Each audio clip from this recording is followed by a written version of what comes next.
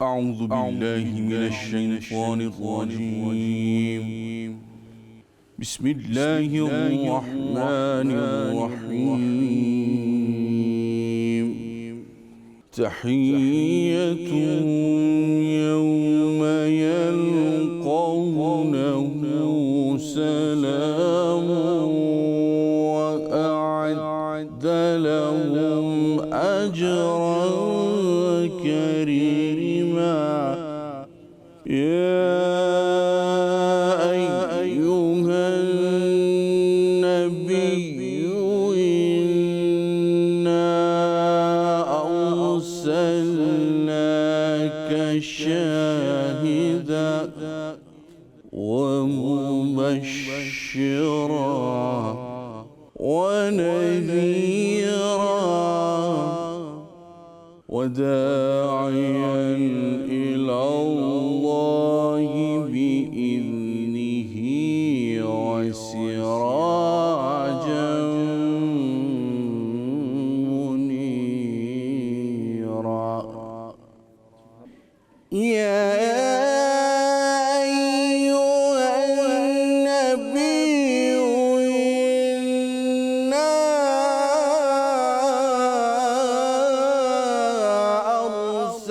أرسلناك شاهدا.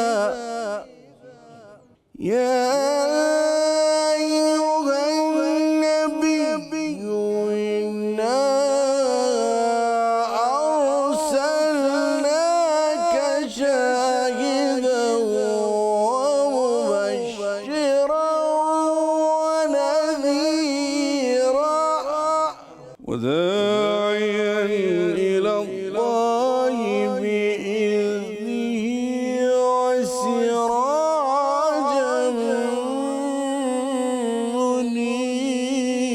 منيرا. وبشر المؤمنين بأن لهم من الله فضلا كبيرا. ولا تطع الكافرين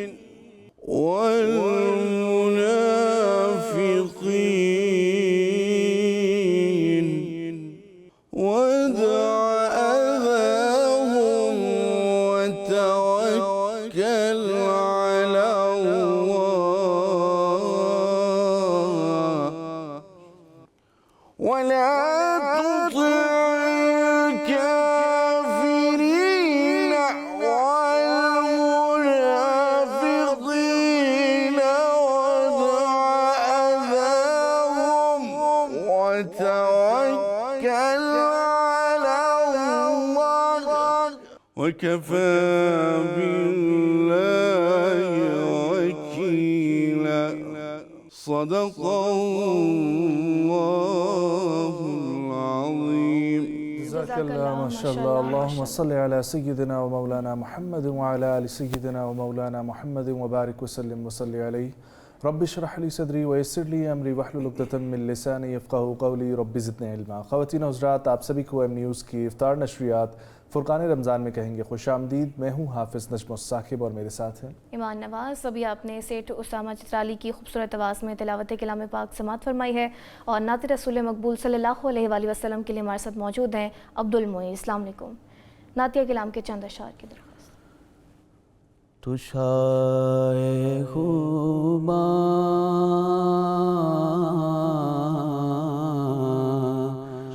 تو شائع خوباں تو جانے جانا اے چہرہ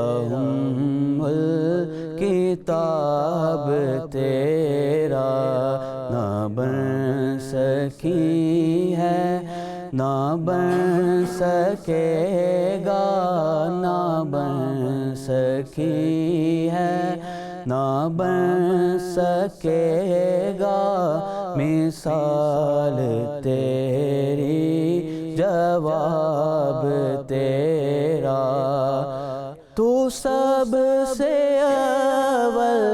تو سب سے آخر ملا ہے حسن دوام تجھ کو، تو سب سے اول تو سب سے آخر ملا ہے حسن دوام تجھ کو، ہے عمر لاکھوں برس کی تیری، ہے عمر لاکھوں برس کی تیری، مگر ہے تازہ شباب تیرا، نہ بن سکی ہے نہ بن سکے گا مثال تیری، جواب تیرا، میں تیرے حسن و بیان کے صدقے، میں تیری میٹھی زبان کے صدقے، میں تیرے حسن و بیان کے صدقے، میں تیری میٹھی زبان کے صدقے، جو نور بن کر دلوں میں اترا، جو نور بن کر دلوں میں اترا، ہے کتنا دلکش خطاب تیرا، نہ بن سکی ہے نہ بن سکے گا مثال تیری، جواب تیرا، خدا کی غیرت نے ڈال رکھے ہیں تجھ پہ 70,000 پردے،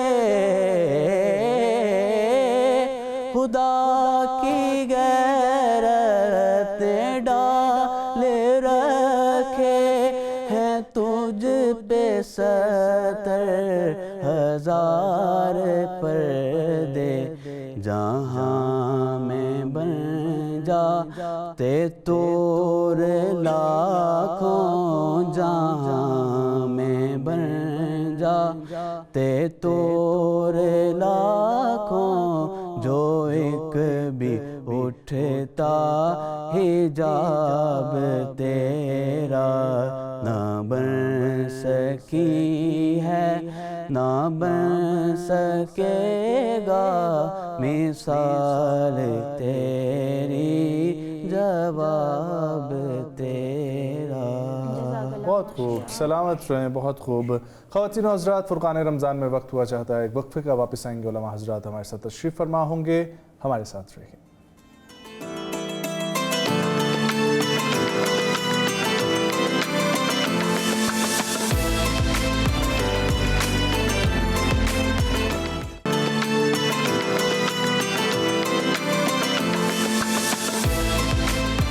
خواتین و حضرات، ایک بار پھر سے آپ کو فرقان رمضان میں کہیں گے خوش آمدید۔ آج کا جو ہمارا موضوع رہے گا وہ ہے مساوات کے حوالے سے۔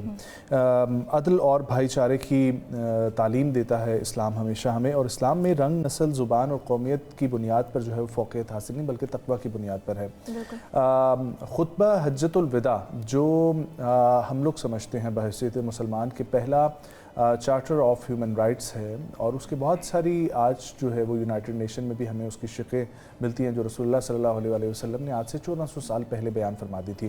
آپ صلی اللہ علیہ وسلم کی ہم لوگ اگر زندگی میں بھی دیکھیں، جس طریقے سے غلاموں کو اہمیت دی گئی، جس طریقے سے رنگ اور نسل کا جو ہے وہ ختم کر کے یہ تعصب، اور پھر جس طریقے سے خاص طور پہ خواتین کو عزت دی گئی، یہ اس بنیاد کو ظاہر کرتا ہے کہ دین اسلام میں اور خاص طور پہ اللہ تعالیٰ کے قریب وہی شخص ہے جو متقی ہے، جو پرہیزگار ہے، اور سورۃ البقرہ کی شروع کی جو آیات ہیں وہ بھی اسی بات کی جو ہے وہ نمائندگی کرتی ہوئی نظر آتی ہیں۔ تو اسلام آباد مساوات کی تلقین جو ہے اس کے موضوع کے اوپر آج ہم لوگ گفتگو کریں گے۔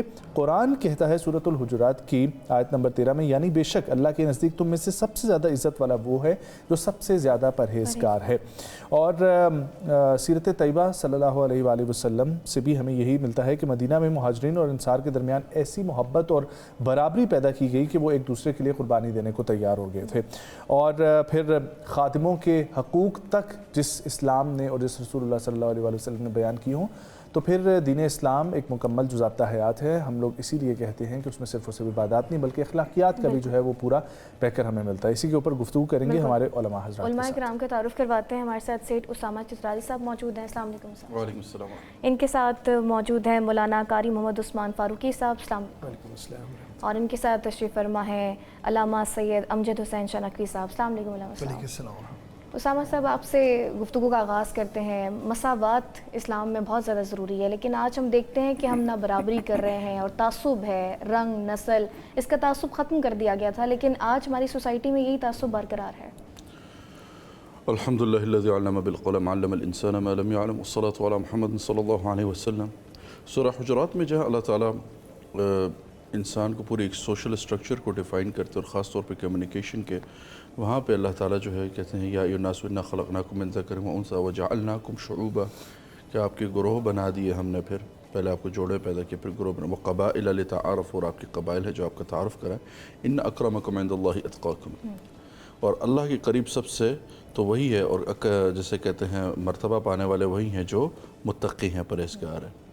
عرب ایک ایسا جزیرہ تھا جہاں پہ سب سے بڑا جو مسئلہ تھا، یہاں تک کہ اگر آپ اس کو پڑھیں، جیسے عراف میں ہے قل من حرم زینۃ اللہ التی اخرج لعبادہ والطیبات من الرزق، عرب میں یہ جو کعبۃ اللہ ہے اس کے گرد لوگ ننگا طواف کیا کرتے تھے، اور صرف کپڑوں کے ساتھ بھی طواف کرنے کی اجازت حمص کے قبائل کو تھی، اور اس میں سے اکثریت قریش کی تھی، اور اگر کوئی کپڑے پہن کے خواہش رکھتا ہے کہ میں کروں تو ان کو انہی کے کپڑے پہننے پڑتے تھے۔ عورتوں کو مردار گوشت کھلایا جاتا تھا، خود جو ہے وہ تازہ جانور کھایا کرتے تھے۔ غلاموں کی تو کوئی قدر تھی نہیں، اور غلام جو ہے وہ تو اپنی پستی کا شکار بھی اپنی جگہ پہ تھے، اور اللہ نے جو ہے پھر اس کے لیے کہا اعدلوا هو اقرب للتقوی، کہ تقوی کا سب سے جو ہے قریب ترین چیز کیا ہے، وہ عدل ہے، یعنی مساوات ہے، برابری ہے۔ پھر اگر ہم دیکھتے ہیں تو آپ صلی اللہ علیہ وسلم نے آ کے سب سے پہلے جس چیز کو اور ان کے لیے جیسے کہتے ہیں جیسے اللہ نے ان کی مدد اور نصرت بھی جو کی ہے، جیسے عبداللہ ابن مسعود ہے، عمار ابن یاسر ہے، بلال ابن رباح ہیں، ان لوگوں کو دیکھا جائے، اگر ان کے حسب نسب کو دیکھا جائے تو شاید وہ اتنے مضبوط نہیں ہیں، لیکن اپنے اعمال کے لحاظ سے، اپنے مقام کے لحاظ سے، رسول اللہ صلی اللہ علیہ وسلم کی مجلس کے لحاظ سے بہت اعلیٰ ہو گئے۔ اور کیا تھا کہ عرب کے لیے بھی سب سے بڑا امتحان ہی یہ تھا کہ ہم کیا ان کے ساتھ بیٹھیں گے، یہاں تک کہ آپ صلی اللہ علیہ وسلم کو کہا گیا کہ آپ ایسا کریں کہ آپ ان کو اگر ایک طرف کر دیتے ہیں تو ہم آپ کے ساتھ بیٹھنے کو تیار، قرآن میں اس کا تذکرہ ہے کہ ہم آپ کے ساتھ جو ہے بیٹھنے کو تیار ہیں۔ تو اللہ نے کہا کہ اس طرح سے جو ہے اس چیز کو میں پسند نہیں کرتا، ٹھیک ہے، اور اللہ نے اس کے لیے جیسے کہ ناپسندیدگی کا اظہار کیا کہ جو اللہ کے سامنے ذکر کرتے ہیں اور جو اللہ کی طرف متوجہ ہیں، اللہ کو یہی کافی ہیں، اللہ کو ان کے نہ مالوں سے غرض ہے نہ ان کے مقامات سے غرض ہے۔ اب آپ نے جو کہا کہ معاشرے کے اندر یہ چیز کیوں بیدار ہوگی، اصل میں جو سوسائٹی جتنی ڈائیورسیفائڈ ہوتی جاتی ہے، جتنا ٹائم ٹو ٹائم اس کے اندر جو ہے انسانیت لیک کر جاتی ہے، یہاں تک کہ آپ دیکھیں رسول اللہ صلی اللہ علیہ وسلم کے اگر ہم آویزہ دیکھیں جو انہوں نے غلاموں کے اور جسے کہتے ہیں یہ ان کے اصول بیان فرمائے اور ان کے جو احکامات بیان فرمائے قرآن نے، اس سے واضح طور پہ نظر آتا ہے کہ اس سسٹم کو ختم کرنے کی ایک ایفرٹ تھی کہ اللہ کے نزدیک یہ چیز جو ہے انسان کا آزاد رہنا اللہ کو پسند ہے۔ کیوں؟ انہوں نے کہا انی جاعل فی الارض خلیفہ، تو کیونکہ اس دور میں ہیومن ایسٹ تھا اور پوری دنیا میں یہ پریکٹس چل رہی تھی، اس پریکٹس کو جیسے کہتے ہیں کرنے، جیسے کیا کہ روزہ کفارہ بھی کیا رکھا؟ غلام کو آزاد کرنا. کسی نیکی کو بیان کرنے کے لیے غلام آزاد کرنے کی مثال دی گئی، کیونکہ ایک مشکل کام ہوتا ہے. آپ ایک چیز کو خریدیں اور پھر بیچ دیں، پھر آپ کا وہ ہیلپنگ ہینڈ ہوتا ہے. تو اس میں جو ہے سب سے میں عام کہوں سوسائٹی کے اندر جب اخلاقیات پستی کا شکار ہوتی ہے تو وہاں انسان ان چیزوں پہ فخر کرتا ہے. حالانکہ اسلام میں جو آپ کے لیے فخر کا اور جسے کہتے ہیں جو آپ کے لیے اعزاز اللہ نے رکھا ہے وہ یہی رکھا ہے وعباد الرحمن الذین یمشون علی الارض ہونا، کہ وہ اپنے زمین پر جب چلتے ہیں تو گردن جھکا کے یعنی عاجزی سے چلتے ہیں. تو یہ جسے کہتے ہیں جب عاجزی چلی جاتی ہے تکبر آتا ہے، پھر تکبر کے ساتھ فسق آتا ہے، پھر انسان اسی طرح کے معاملات کرتا ہے کہ وہ اس کو. تو بہرحال لمحہ فکریہ تو ہے سوچنے کا. اللہ تعالیٰ اس میں ہمارے سب کے لیے آسانی فرمائے. حضرت یہ فرمائیے گا کہ جس طریقے سے خوبصورت گفتگو انہوں نے کی، لیکن ہم لوگ دیکھتے ہیں کہ جب مساوات کا ذکر کرتے ہیں، بھائی چارے کا ذکر کرتے ہیں، دین سے ہمیں ایسی مثال ملتی ہے رسول اللہ صلی اللہ علیہ وسلم سے کہ ایک عمارت کی مانند جو ہے وہ قرار دیا گیا ایک مسلمان جو ہے امت مسلمہ کو، کہ جس طریقے سے ایک اینٹ دوسری اینٹ کو تقویت بخشتی ہے، ٹھیک ہے، اور اسی طریقے سے مسلمان بھی آپس میں. لیکن آج کے جو نظام ہم لوگ دیکھیں اور خاص طور پر اس وقت کی جو ایپیسوڈ چل رہی ہے پورے خطے میں، تو وہ تو مجھے نہیں نظر آتا کہ یہ ہم لوگ ایک امت مسلمہ ہیں. کیا فرمائیں گے اس پر؟ بسم اللہ والصلاۃ والسلام علی سید الانبیاء والمرسلین. بالکل بجا فرمایا آپ نے. قرآن مقدس کی تو یہی تعلیمات تھی، یا ایھا الناس انا خلقناکم من ذکر و انثی وجعلناکم شعوبا یہ اللہ تعالیٰ نے ہمیں یہ جو قبائل اور یہ تعارف کے لیے ہمیں دیے تھے، لتعارفوا، تاکہ تم تعارف کرو. ان اکرمکم عند اللہ اتقاکم. معزز تو اللہ کے ہاں، معتبر اللہ کے ہاں، مقام و مرتبے والا، شان عزت و وقار والا وہی ہے جو تم میں سے زیادہ تقوی والا ہے. نبی رحمت صلی اللہ علیہ وآلہ وسلم نے بھی حجۃ الوداع کے موقع پر جو خوبصورت خطبہ ارشاد فرمایا تھا، اس کے اندر جو سب سے اہم پہلو وہ یہی تھا کہ اے لوگو، تمہارے اندر کسی گورے کو کالے پہ فوقیت نہیں، کسی امیر کو غریب پہ فوقیت نہیں، کوئی بھی اعلیٰ نہیں، تم برابر انسان ہو. اور یہیں پہ دیکھیں تو اللہ تعالیٰ کے پیارے پیغمبر علیہ الصلاۃ والسلام نے جہاں انسانوں کے حقوق بیان کیے برابری کے، وہیں پر جانوروں کے بھی حقوق بیان کیے. اور اس کی طرف میں آتا ہوں تو یہ جو تقوی کی بنیاد پر انسان کو مقام و مرتبہ ملتا ہے، شان عزت و عظمت ملتی ہے، تو وہ کیسے بیان کی؟ اب دیکھیں کہاں نبی کا خاندان ہے جن کے اندر تقوی نہیں ہے تو ان کی کوئی اہمیت نہیں ہے. اور دوسری طرف سے حبشے کے کالے بلال کو دیکھ لیں، کالا رنگ ہے، موٹے ہونٹ ہے، لیکن کیفیت کا عالم کیا ہے؟ نبی کریم صلی اللہ علیہ وسلم فرما رہے ہیں سیدی بلال، یہ ہمارے سردار ہیں. اور دوسرے مقام پہ اس سے بھی بڑا مرتبہ دیکھ لیجئے، آقا کریم علیہ الصلوۃ والسلام معراج کی شب جب گئے، جنت میں دیکھا تو قدموں کی آہٹ سنی، تو پوچھا یہ کون ہے جو مجھ سے قبل جنت میں ہے؟ تو جواب دیا گیا یہ آپ سے پہلے کوئی جنت میں آ نہیں سکتا، یہ وہ آپ کا کالے رنگ کا غلام بلال حبشی ہے، چلتا مکہ اور مدینہ کی گلیوں میں ہے. تقوی کی وجہ سے، آپ کے ساتھ تعلق کی وجہ سے اس کا مقام و مرتبہ اتنا زیادہ ہے، چلتا وہ مدینہ کی گلیوں میں ہے، اللہ اس کی قدموں کی آہٹ جنت میں سنوا دیتا ہے. تو یہ تقوی انسان کو بڑا بنا دیتا ہے. کبھی بھی انسان کا گورا رنگ اور اس کا بڑا قد اس کو معتبر نہیں بنا سکتا. عبداللہ ابن مسعود رضی اللہ تعالیٰ عنہ کو دیکھ لیں، بریک پنڈلیاں ہیں، چھوٹا سا قد ہے. ایک دفعہ ایک درخت پہ چڑھے تو صحابہ کرام رضوان اللہ علیہم اجمعین بریک پنڈلیاں دیکھ کے مسکرائے، تو وہ اپنی بے بسی کی وجہ سے غمزدہ ہو گیا ان کا چہرہ. تو آپ نے فرمایا کس نے میرے عبداللہ بن مسعود کو غمزدہ کر دیا؟ تو صحابہ نے بتایا رسول اللہ، صحابہ مسکرا پڑے بریک بریک پنڈلیاں دیکھ کے.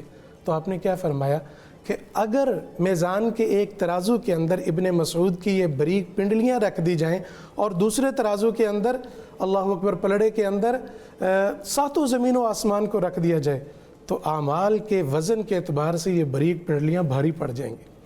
تو اللہ کے ہاں مقام مرتبہ نہ گوری رنگت سے ہے، نہ اعلیٰ حسب و نسب سے ہے، نہ اونچے اور بڑے قد سے ہے. اللہ کے ہاں مقام و مرتبہ تقوی کی بنیاد پہ ہے. اور مساوات اللہ تعالیٰ کے نبی علیہ الصلوۃ والسلام نے انسانوں کے اندر تو کروائے جانوروں کے حقوق بھی بیان کیے. وہ دیکھیں نبی کریم صلی اللہ علیہ وسلم کے پاس ایک اونٹ آیا اور اپنی بولی کے اندر وہ آپ سے کلام کر رہا ہے اور آپ اس کی بات کو سمجھ رہے ہیں.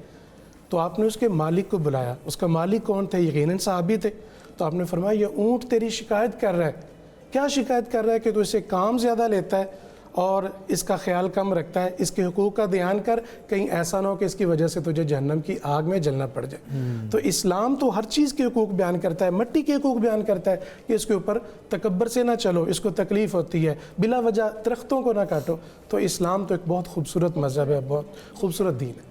بہت خوب۔ علامہ صاحب، اسلام نے رنگ و نسل کے امتیاز کو ختم کر دیا، لیکن آج کل کے معاشرے میں برادری، رنگ، نسل، دولت کی بنیاد پر جو شادیوں میں رکاوٹ ڈالی جاتی ہے، رشتوں میں رکاوٹ ڈالی جاتی ہے، میں چاہوں گی اس پر آپ روشنی ڈالیں۔ بسم اللہ الرحمن الرحیم، الحمدللہ علیہ وصلاۃ علی علیہ۔ ارشاد رب العزت حل یستوی الذین، یعنی کہ حل یستوی الذین یعلمون والذین لا یعلمون۔ پہلے تو آپ یہ دیکھیے کہ اسلام جو ہے وہ مذہب ہی مساوات کا ہے، برابری کا ہے۔ اسلام کے اندر رنگ، نسل، قوم، قبیلے، اس کی گنجائش ہی نہیں ہے۔ فقط اور فقط یہ اللہ نے تعارف کے لیے ان کو جو ہے وہ حصوں میں تقسیم کیا ہے، اس کے علاوہ کچھ بھی نہیں ہے۔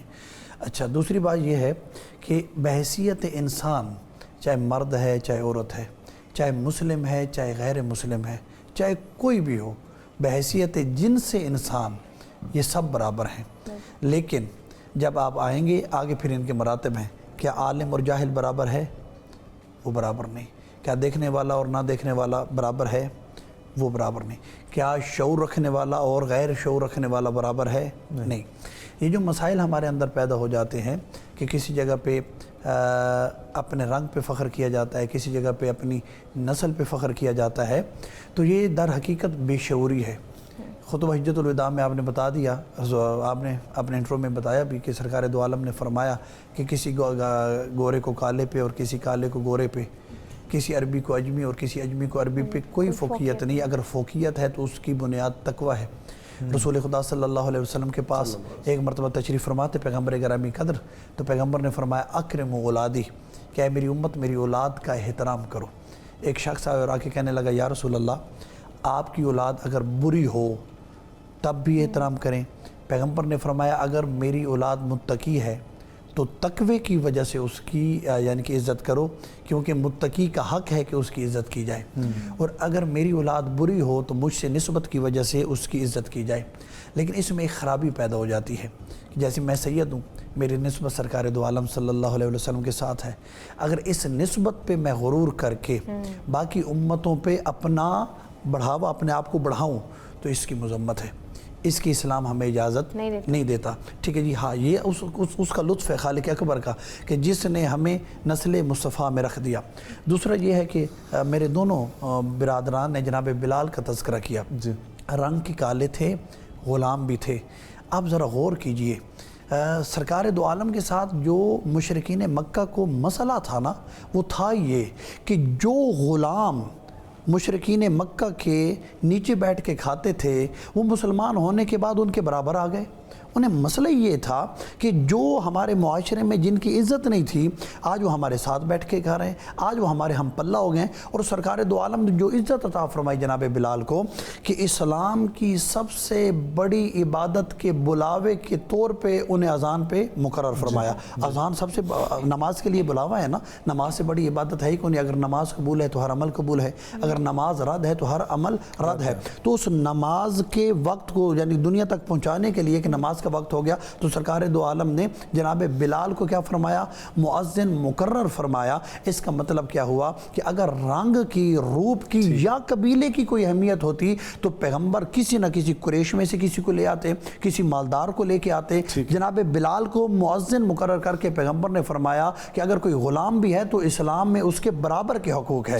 اگر کسی کا قبیلہ بلند نہیں ہے، اسلام اس کے قبیلے سے بحث کرتا ہی نہیں ہے، اسلام بحث کرتا ہے تو تقوی سے۔ تو ہمارے معاشرے میں وہی معزز ہے، وہی محترم ہے اور وہی بلند ہے جس کا تقوی بلند ہے، اس کے علاوہ تمامی انسان جو ہے وہ برابر ہے۔ بہت خوب۔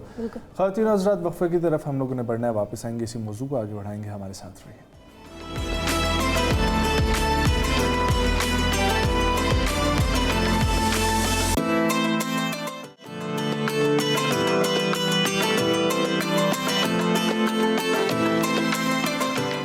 वेलकम बैक नाज़रीन। फुरकान रमज़ान इफ्तार ट्रांसमिशन में एक बार फिर से आपको खुश आमदीद कहेंगे। गुफ्तगू का सिलसिला जारी और सारी है और गुफ्तगू हमारी हो रही है कि मसावात की जो तलकीन है इस्लाम में कुरान और सुन्नत की रोशनी में क्या बयान की गई है। उसामा साहब आपकी जानिब आना चाहूँगी, जैसे खुतबा हज्जतुल विदा की नजम ने भी बात की थी, रसूलुल्लाह ने जो हमें एक नमूना दिया, जिस तरह से इन्होंने भी बात की कि UN में जिस तरह से उसको चार्टर की कुछ शक़ें भी अब शामिल की गई हैं, हम इस मुल्क में उसको अपनाने में क्यों नाकाम है? हमारा जो मज़दूर तबका है, गरीब है, वो आज भी पिस रहा है।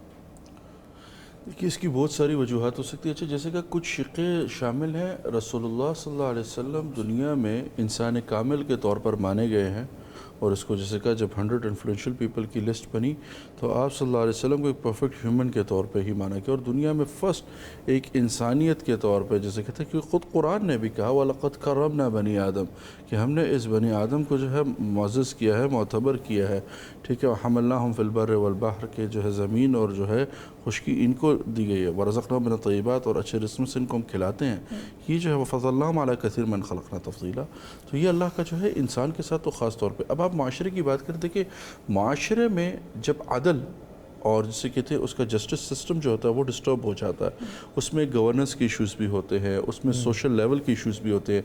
जब हमारे जिरगे जो है वो ताकतवर के हाथ में चले जाते हैं, मैं बाकायदा कहूँ हमारा जिरगा सिस्टम भी जो है वो क्या है कि एक ताकतवर वहाँ बैठा होता है, वो एक पार्टी से खाना खाता है, दूसरे से खाना खाता है और बस उसकी दिहाड़ी चल रही होती है।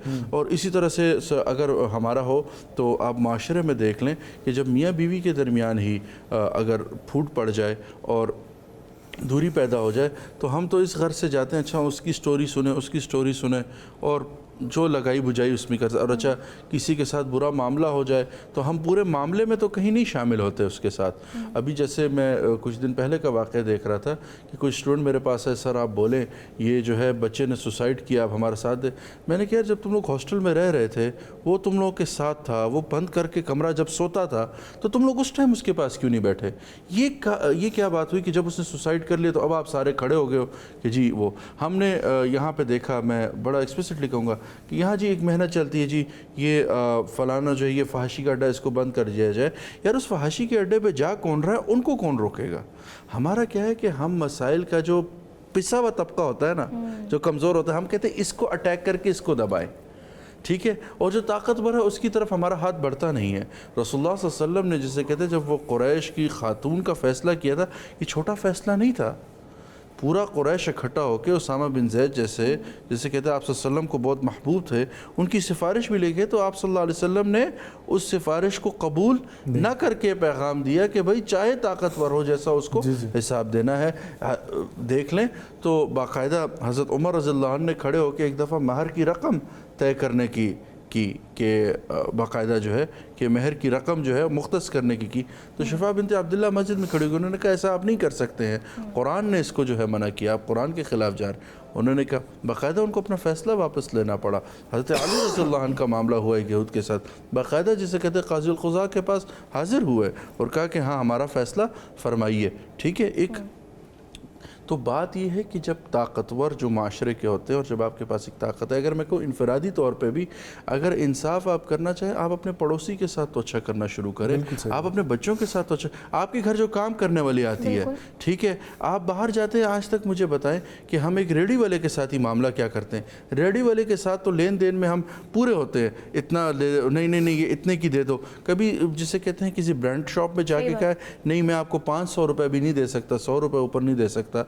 बात यह है कि अपने आप से शुरू करिए, बड़ों से शिकायत पहुंचेगी, आपकी बड़ों तक मामला पहुंचेगा, लेकिन ज़रूरी है कि सबसे पहले आप अपने आप से अपने इर्द गिर्द चीज़ों से शुरू कीजिए। ठीक है, अल्लामा साहब फरमाइएगा कि जिस तरीके से हम देखते हैं कि हम लोगों को ना गुस्सा भी आता है तो अपने से कमतर के ऊपर आता है, ठीक है। अपने से बड़ा कोई अगर जो है वो नाजायज़ बात भी कर देगा तो हम जो है ना उसको उस वक्त गुस्से को हम पी लेंगे और अपने आप को बड़ा साबिर समझते हैं फिर हम।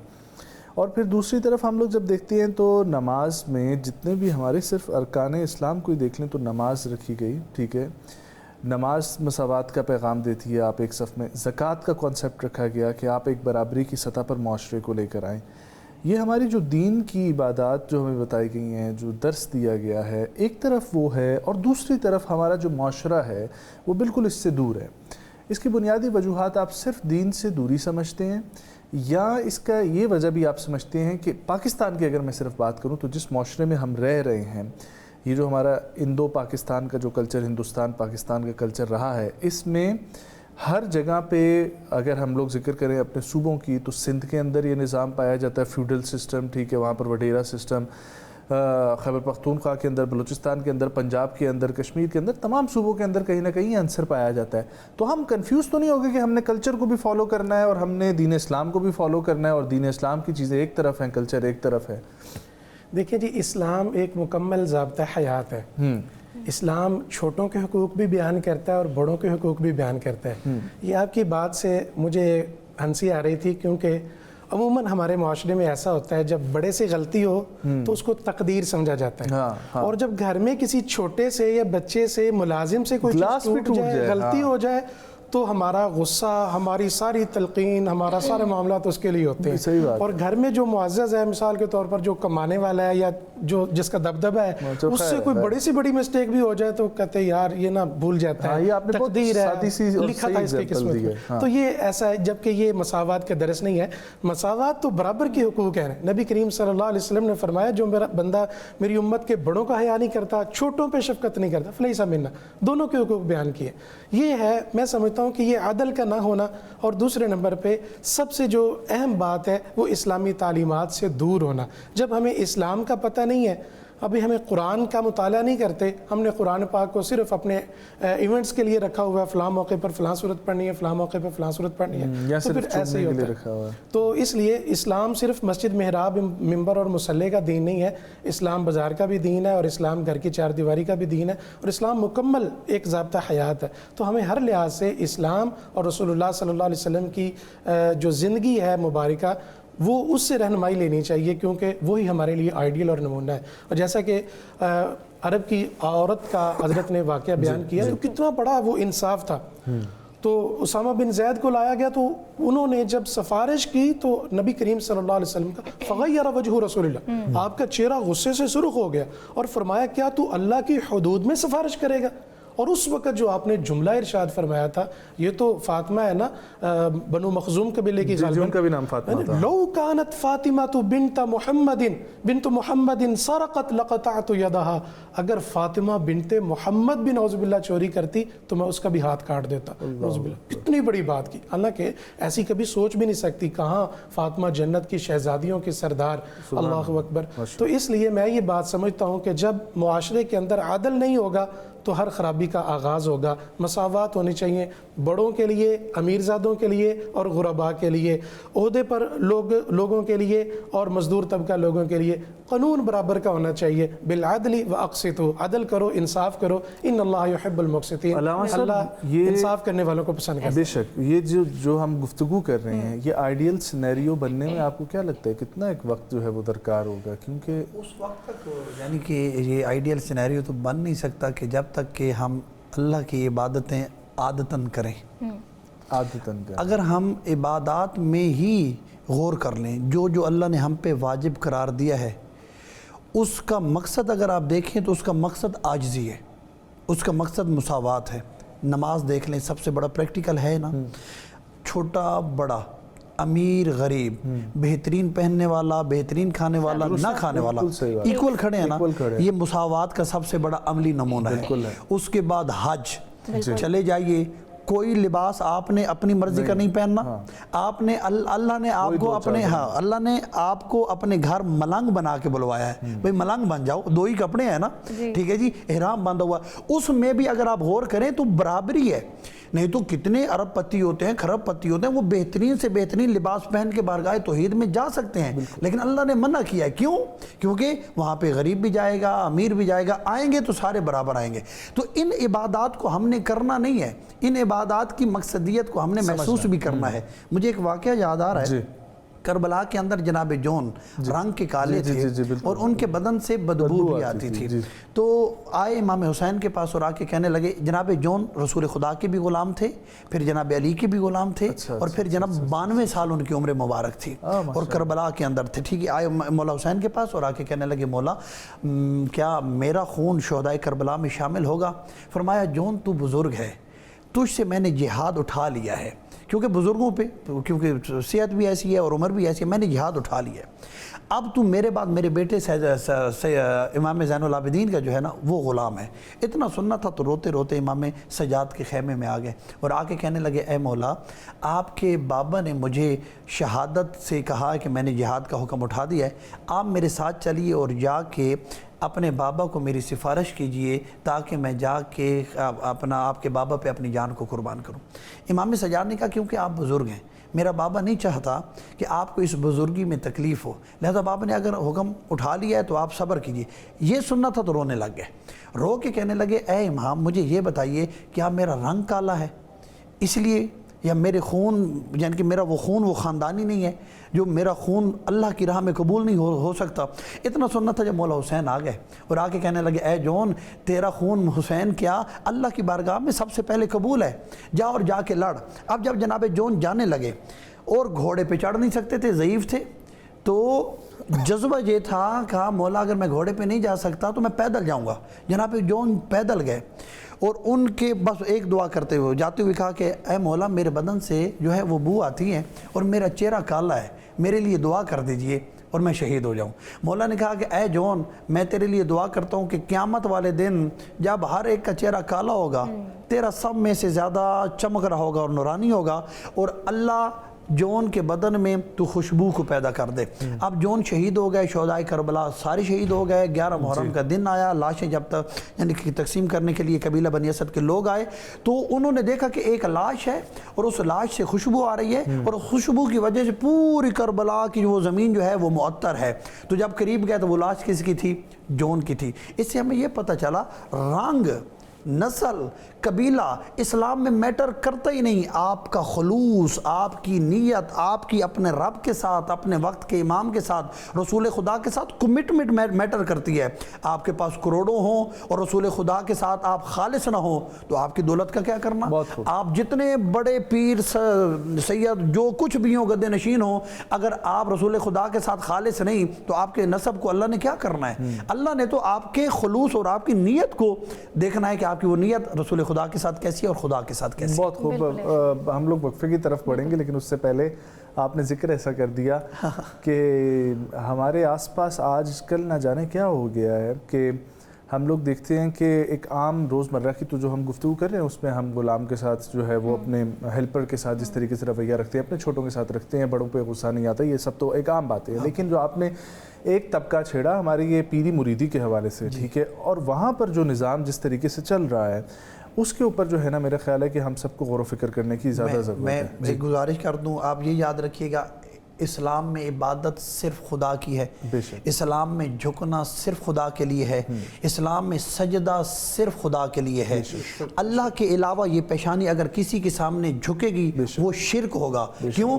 شرک اسے کہتے ہیں کہ جو چیز جس جگہ پہ رکھنے کے قابل نہ ہو اس چیز کو اس جگہ پہ رکھ دیا جائے، یہ شرک ہے۔ جوتی کا مقام پاؤں ہے، پگڑی کا مقام سر ہے، پگڑی کو پاؤں پہ جوتی کو سر پہ رکھنا شرک ہے۔ اس پیشانی کا مقام ہے کہ اللہ کے سامنے جھکے، اللہ کے غیر کے سامنے جب بھی جھکے گی، چاہے وہ سید کے سامنے جھکے، پیر کے سامنے جھکے، جتنے بڑے لینڈزار لاڈ کے سامنے جھکے، اللہ اس کو پسند نہیں کرتا اور یہ شرک ہے۔ بالکل ایسے ہی ہے۔ بریک کی جانب بڑھتے ہیں اور فرقان رمضان کا سلسلہ جاری ہے، واپس آئیں گے تو اپنے دوسرے موضوع کی جانب بڑھیں گے۔ ہمارے ساتھ رہیے۔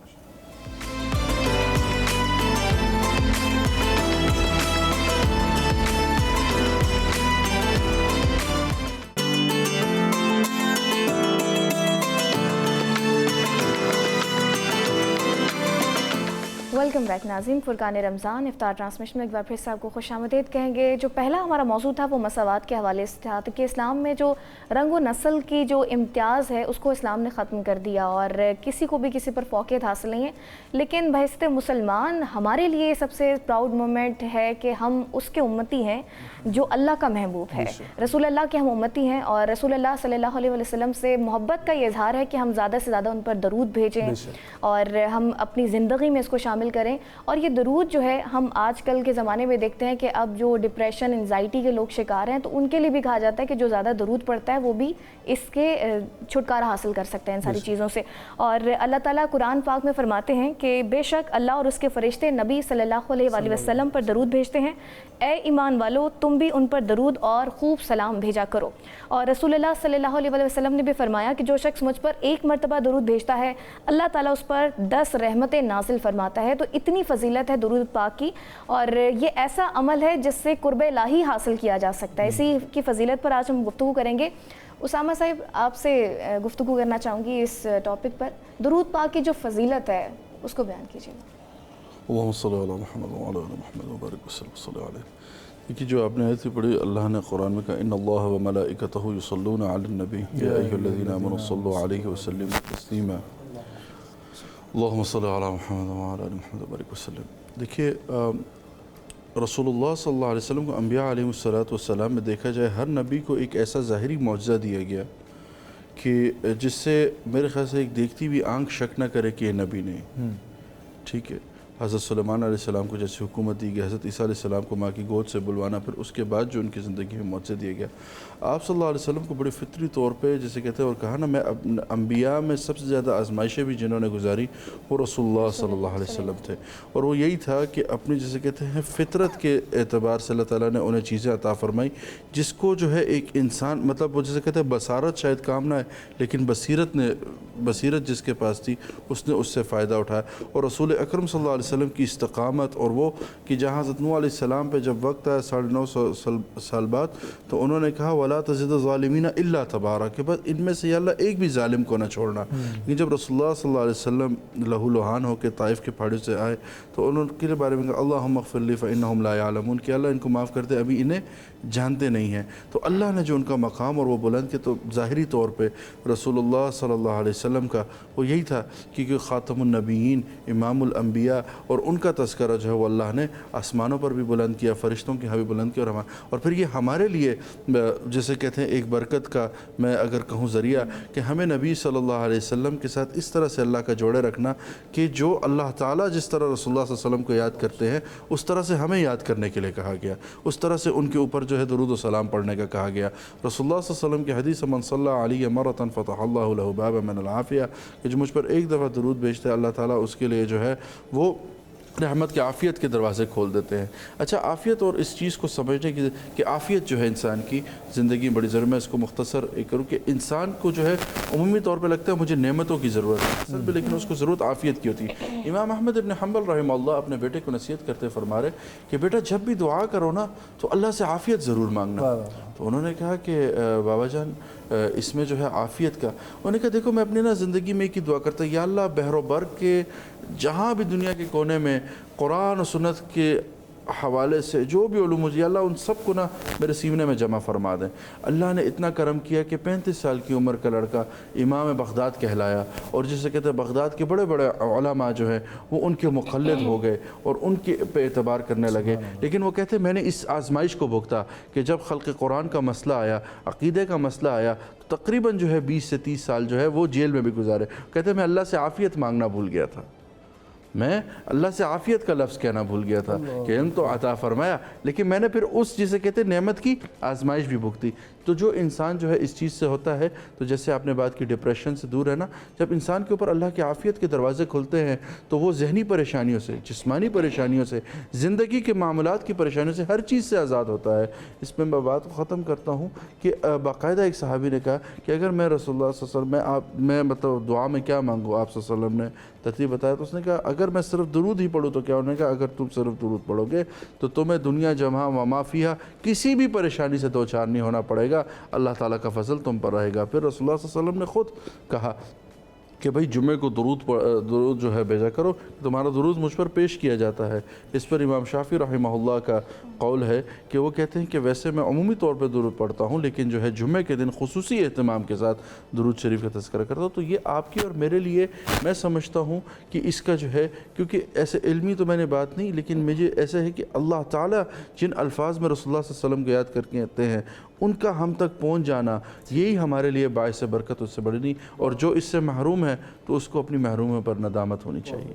علامہ صاحب درود کی فضیلت بیان کیجیے گا، کیونکہ بحیثیت مسلمان جب ہم نماز پڑھتے ہیں تو آپ کی نماز مکمل نہیں ہے، اور پھر یہ ایک ایسا عمل ہے کہ اللہ تعالیٰ خود رسول اللہ صلی اللہ علیہ وسلم پر درود بھیجے، اور نبی کریم صلی اللہ علیہ وسلم نے بھی یہ فرمایا کہ جب میرا نام آ جائے تو فوری طور پر جو ہے وہ درود، تو درود کی اہمیت جو ہے ذرا۔ بسم اللہ والصلاۃ والسلام علی سید الانبیاء والمرسلین۔ ہم میں سے ہر بندہ یہ چاہتا ہے کہ میری زندگی کے غم دور ہو جائیں اور میرے گناہ معاف ہو جائیں۔ جی بے شک۔ درود ایک ایسی عبادت ہے، درود ایک ایسا مسلمان کے پاس عمل ہے جو انسان کے لیے بہت زیادہ نفع کا ذریعہ اور سبب ہے۔ مجھے واقعہ یاد آیا، سیدنا ابی بن کعب رضی اللہ تعالیٰ عنہ آقا علیہ الصلوۃ والسلام کے پاس حاضر ہوئے اور آ کے کہتے ہیں یا رسول اللہ مجھے کچھ غم اور پریشانیوں نے گھیر لیا ہے۔ خود ہی سوال کرتے ہیں اور خود ہی جواب دیتے ہیں، اور میں نے ارادہ کیا ہے کہ آج کے بعد مجھے جتنا خالی وقت ملے گا فارغ وقت، میں اس کو 2 حصوں میں تقسیم کروں گا۔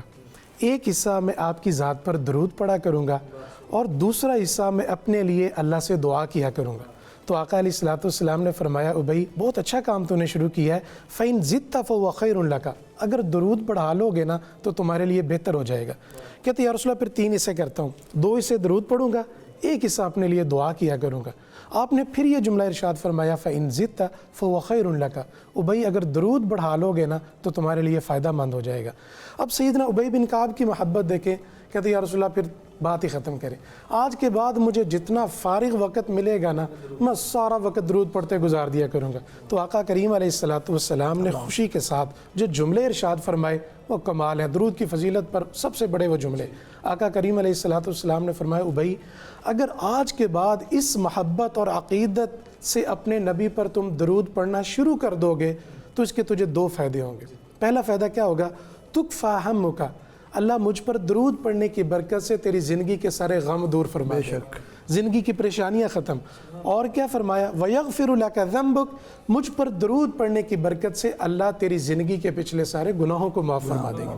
تو احباب گرامی، تو یہ جو درود ہے یہ انسان کے غم، یہ ڈپریشن کو ختم کرنے کا بھی سبب ہے، دکھ اور تکلیفیں، اور کسی بھی انسان کی کوئی جائز دعا پوری نہ ہو رہی ہو تو میں نے اپنی زندگی میں آزمایا ہوا ہے، میں کثرت سے درود پڑھنا شروع کر دیتا ہوں، اللہ میری دعا قبول فرما لیتے ہیں، میری ضرورت کو پورا فرما دیتے ہیں۔ اور نبی رحمت صلی اللہ علیہ وآلہ وسلم کا کتنا پیارا فرمان کہ جو بھی میرے اوپر 1 دفعہ درود پڑھے گا صلی اللہ علیہ 10 امثالہا، اللہ اس کے اوپر 10 مرتبہ رحمت نازل فرما رہے۔ اور جب یہ اللہ تعالیٰ نے اپنے نبی کو بتایا تو آقا کریم علیہ السلام کی کیفیت کیا تھی؟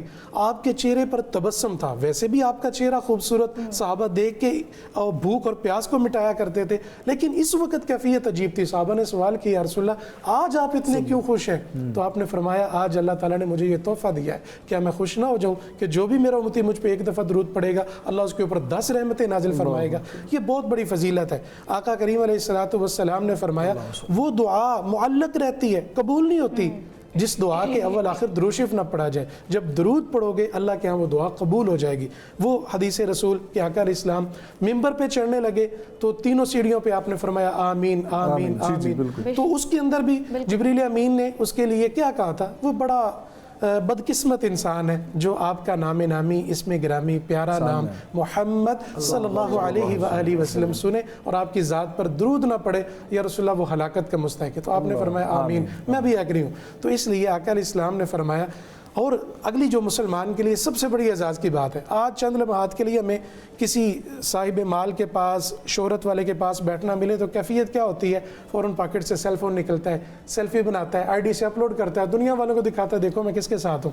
تو آقا کریم علیہ السلام کا ساتھ مل جانا یہ کتنے بڑے اعزاز کی بات ہے۔ تو آقا کریم علیہ السلام نے فرمایا کہ تم میں سے جو یہ چاہتا ہے وہ میرے قریب ہو، مجلس کے لحاظ سے، محبت کے لحاظ سے مجھے سب سے زیادہ محبوب ہو، تو وہ کیا کرے؟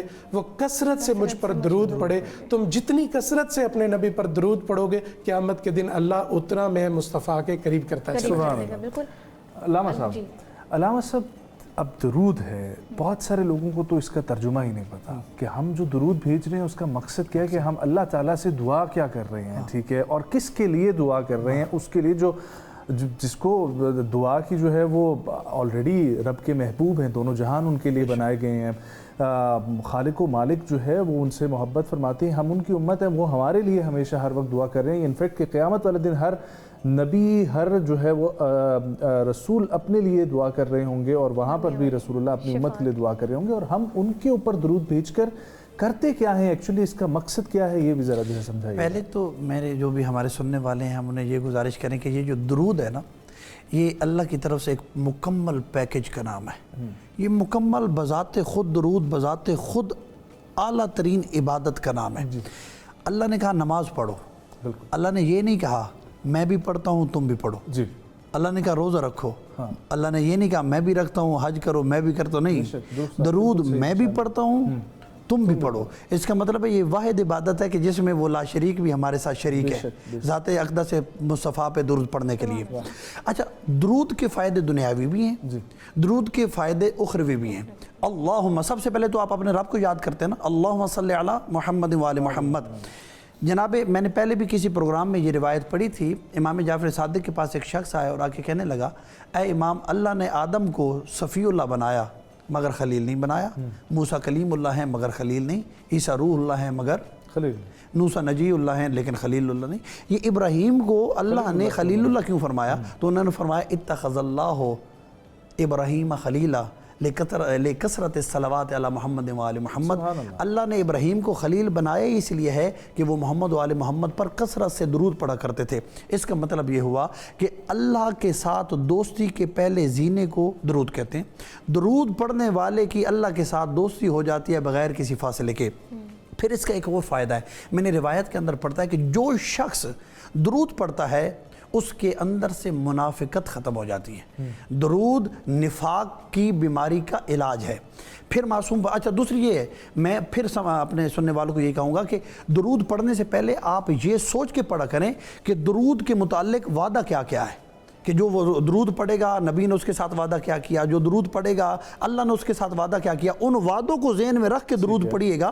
ان وعدوں میں سے ایک وعدہ یہ ہے کہ جو شخص درود پڑھے گا اللہ اس کے برزخ کے سفر کو نورانی کر دے گا۔ حالانکہ یہ سب سے مشکل معاملہ ہے، قبر کے بعد برزخ، برزخ کے بعد آخرت آنی ہے نا، اور یہی برزخ وہ معاملہ ہے کہ جس میں ہمیں بہت زیادہ مشکلات ہوں گی، اور برزخ اس دنیا سے بڑی دنیا کا نام ہے۔ اس دنیا میں اگر کوئی عبادت ہمارے کام آنے والی ہے وہ کیا ہے؟ درود شریف، ٹھیک ہے۔ اور پھر اس کا ثواب کیا ہے؟ میں نے معراج کے اندر ایک روایت پڑھی، پیغمبر کرام کا جب معراج پہ تشریف لے گئے تو فرماتے ہیں کہ ایک آسمان کے اوپر میں نے فرشتہ دیکھا، اس فرشتے کے ہزاروں ہاتھ ہیں، ہر ہاتھ میں ہزاروں انگلیاں ہیں، اور ہر انگلی کے اندر قلم ہے اور وہ لکھ رہا ہے۔ پیغمبر نے پوچھا تم کیا لکھ رہے ہو؟ کہا یا رسول اللہ جو بھی زمین پر، روئے زمین پر تیری ذات پر درود بھیجے میں اس کا ثواب لکھتا ہوں۔ کہا کتنا لکھتے ہو؟ کہا یا رسول اللہ اگر کوئی شخص اپنی زندگی میں ایک مرتبہ آپ کی ذات پہ درود بھیجے، پھر 20 سال کے بعد دوبارہ درود بھیجے، تو میں اسے کہتا ہوں ابھی تو پچھلے درود کا ثواب لکھنا ختم نہیں ہوا، تو نے دوبارہ، یعنی کہ اتنا ثواب ہے درود کا، ٹھیک ہے جی۔ جیسے قبلہ میرے دونوں برادران نے بھی کہا کہ دنیاوی فائدے بھی ہیں اور آخری فائدے بھی ہیں۔ فرمایا کہ جو شخص روزانہ ایک تسبیح درود شریف کی پڑھتا ہے اللہ اسے 100 نیکیاں عطا فرماتا ہے، جس میں سے 30 نیکیاں دنیا کی ہیں، 70 نیکیاں آخرت کی ہیں۔ اور اس کے اندر یہ ہوتا ہے کہ مثال کے طور پہ درود پڑھنے کی وجہ سے، جیسے آپ نے کہا کہ ڈپریشن ہوتی ہے، درود پڑھنے کی وجہ سے سکون آتا ہے، ڈپریشن دور ہوتی ہے، اور سب سے بڑھ کے جو انسان کے نفس کو فائدہ ہوتا ہے دین کی بصیرت ملتی ہے۔ دین کی بصیرت آ گئی سکون آ گیا، دین کی بصیرت آ گئی تمام دنیاوی معاملات پیچھے رہ گئے، آپ بالکل مطمئن ہو گئے۔ کیونکہ انسان پریشان اس لیے ہوتا ہے کہ سب کچھ کمانے کے باوجود بھی مطمئن نہیں ہوتا۔ مطمئن وہ تبھی ہوتا ہے جب اس کے پاس بصیرت آئے، اور بصیرت کا تعلق ہی بندے کو خدا تک پہنچانا ہوتا ہے۔ تو درود شریف زیادہ سے زیادہ پڑھیں۔ میں ایک جلدی بات کر کے ختم کروں۔ ایک مشہور واقعہ ہے، مزہ یہی ہے کہ ایک بزرگ تھے تو ان کی عادت تھی، انہیں کوئی کہے السلام علیکم وہ کہتے اللہم صلی علی محمد وآل محمد، کیسے ہیں وہ کہتے اللہم صلی علی محمد وآل محمد، کھانا کھایا ہے وہ کہتے اللہم صلی علی محمد وآل محمد، کب سوتے ہو اللہم صلی، یعنی جو بھی اس سے بات کرو نا وہ درود پڑھتے تھے۔ وہ مر گئے، مرنے کے بعد قبر میں گئے، کچھ عرصے کے بعد خواب میں کسی کے آئے، آ کے کہنے لگے، خواب والے نے پوچھا قبر میں تیرے ساتھ کیا معاملہ ہوا؟ اس نے کہا قبر میں گیا اندھیری تھی، نکیر عین آئے، انہوں نے مجھ سے پوچھا اللہ کو مانتا ہے, رسول کو مانتا ہے. تو میں نے کہا اللہم صلی علی محمد و علی محمد. تو فرشتوں نے کہا بس اس نے ایک ہی جملے میں سارے سوالوں کا جواب دے دیا ہے. تو اس کا مطلب ہے یہ ایک مذاق بھی ہے لیکن یہ حقیقت بھی ہے. درود شریف جو پڑھتا ہے تو اسے اللہ کی حاکمیت پہ یقین ہے تو پڑھ رہا ہے نا. درود شریف جو پڑھتا ہے جو ختم نبوت کا قائل ہے تبھی تو پڑھ رہا ہے. تو درود شریف تقریباً تمام عبادات اور قیامت والے دن آپ کے تمام اعمال میں سے جو سب سے وزنی عمل ہوگا وہ درود شریف کا عمل ہوگا. تو لہٰذا درود شریف کو اپنی زندگی کا حصہ بنائیے. اٹھتے بیٹھتے چلتے پھرتے کھاتے پیتے بس اپنی زبان پہ درود شریف کا بہترین کلمہ انسان بھی وہ ہے کہ رکھیے. جس کی زبان سے دوسرے بھی محفوظ رہیں. اور ہم عام روٹین میں دیکھتے ہیں کہ دوسروں کی غیبتیں برائیاں, اس عمل کو اگر ہم اپنی زندگی میں شامل کر لیں تو جس کی فضیلت اتنی ہے کہ قرب الہی بھی ہے, دل کا سکون بھی, اور اس کو پڑھنے سے پرسنالٹی پر جو امپیکٹ آتے ہیں وہ بھی کافی پازیٹیو ہے. کچن کے سیگمنٹ کی جانب بڑھیں گے. شیف عائشہ ہمارے ساتھ موجود ہیں, ان کی طرف بڑھتے ہیں. السلام علیکم عائشہ, کیسی ہیں آپ, کیا بنا رہی ہیں آج؟ وعلیکم السلام نجم اور ایمان, کیا حال ہیں آپ لوگوں کے؟ ہمیشہ کی طرح آج بھی لے کر آئی ہوں آپ کے لیے 2 ریسیپیز. امید کرتی ہوں سب لوگ بہت خیریت سے ہوں گے. ہمیں بہت اچھا فیڈ بیک مل رہا ہے تمام ریسیپیز کا. اچھا جی, آج جو ہماری 2 ریسیپیز بنیں گی میں ان کے نام بتا دوں. ہم بنا رہے ہیں ٹرکش کباب, لیکن بنائیں گے ہم اس کو پین میں, کیونکہ ہمارے پاس یہاں پہ انگیٹھی لگانے کا سیٹ اپ تو نہیں ہے. آپ اس کو اوون بیک بھی کر سکتے ہیں. ریسیپی میں آپ کو بتا دیتی ہوں اس میں کیا کیا ڈلے گا. اور جو ہماری دوسری ریسیپی ہے, جیسے جیسے روزے گزرتے جا رہے ہیں لوگوں کی تھکن بڑھتی جا رہی ہے اور عید کی تیاریاں بھی کرنی ہے, تو لوگوں کو پینی ہوتی ہے کافی, اور ہر کافی شاپ پہ لگی ہوئی ہے آج کل ویٹنگ. تو ہم بنائیں گے آئسڈ موکا گھر میں, ٹھیک ہے. تو ٹرکش کباب بنتا ہے بیسیکلی کمبینیشن آف میٹ سے, مطلب ڈفرینٹ میٹ اس میں یوز ہوتے ہیں. میں جو چیزیں یوز کر رہی ہوں اس میں ہے میرے پاس 1 پاؤ. اچھا, اس کی جو گریمیج ہے اگین وہ بہت زیادہ میٹر کرتی ہے, اس کو آپ نے آگے پیچھے نہیں کرنا ہے. 1 پاؤ چکن کا قیمہ ہے موٹا, 1 پاؤ مٹن کا قیمہ ہے. آپ مٹن کی جگہ لیمب قیمہ بھی لے سکتے ہیں. آپ چاہیں تو 125 گرام لیمب اور 125 گرام مٹن کا قیمہ لے لیں, یعنی دمبے اور بکرے کا مکس کر لیں. اور چاہیں تو آپ اس میں بیف بھی یوز کر سکتے ہیں. مٹن اگر مہنگا ہے یا نہیں اویلیبل ہے, جو بھی مسئلے ہیں, آپ نے اس میں بیف کا بھی قیمہ یوز کر سکتے ہیں. چکن اس میں لازمی ڈلے گا. اس میں ہے میرے پاس 1/4 cup شریڈڈ mozzarella cheese, 2 tablespoon parsley fresh chopped ہوا, black pepper, salt, paprika, yellow bell pepper, red bell pepper, yellow bell pepper, red bell pepper, green bell pepper. اچھا, اگر یہ نہ ہو, یہ مہنگی ہے, آپ اس میں صرف گرین بھی یوز کر سکتے ہیں, آپ کی مرضی, چوائس از آل یورز. یہ ہے اولیو آئل. یہ کیوں ہے یہ میں بتاؤں گی. ہمیں میرینیشن میں نہیں ڈالنا ہے, اس کا میں نے ہاتھ پہ رکھ کے شیپ دینا ہے. اچھا, یہ ہے میرے پاس فیٹ کتنا میں نے آپ کو بتایا. میرے پاس ہے جی یہ 250 گرام یہ ہے چکن کا قیمہ اور 250 گرام ہے مٹن کا قیمہ. تو اس کے اندر آپ کے پاس 50 گرام یہ فیٹ ہونا چاہیے. یہ ہے بیف کا kidney fat. Beef kidney fat ہے جو ہم نے برگر پیٹیز میں بھی یوز کیا تھا, ٹھیک ہے. اب ہم چیزوں کو کرتے ہیں مکس اور بناتے ہیں. اچھا, اس میں کچھ لوگ بھنا کٹا ہوا زیرہ ڈالتے ہیں. پاکستان میں ڈلتا نہیں ہے, اگر آپ ڈالنا چاہیں ڈال سکتے ہیں. اچھا, اس کو جو ہے شیپ دینے کے لیے سب سے زیادہ جو چیزوں کی ضرورت ہے وہ ہے ریسٹنگ, ٹھیک ہے.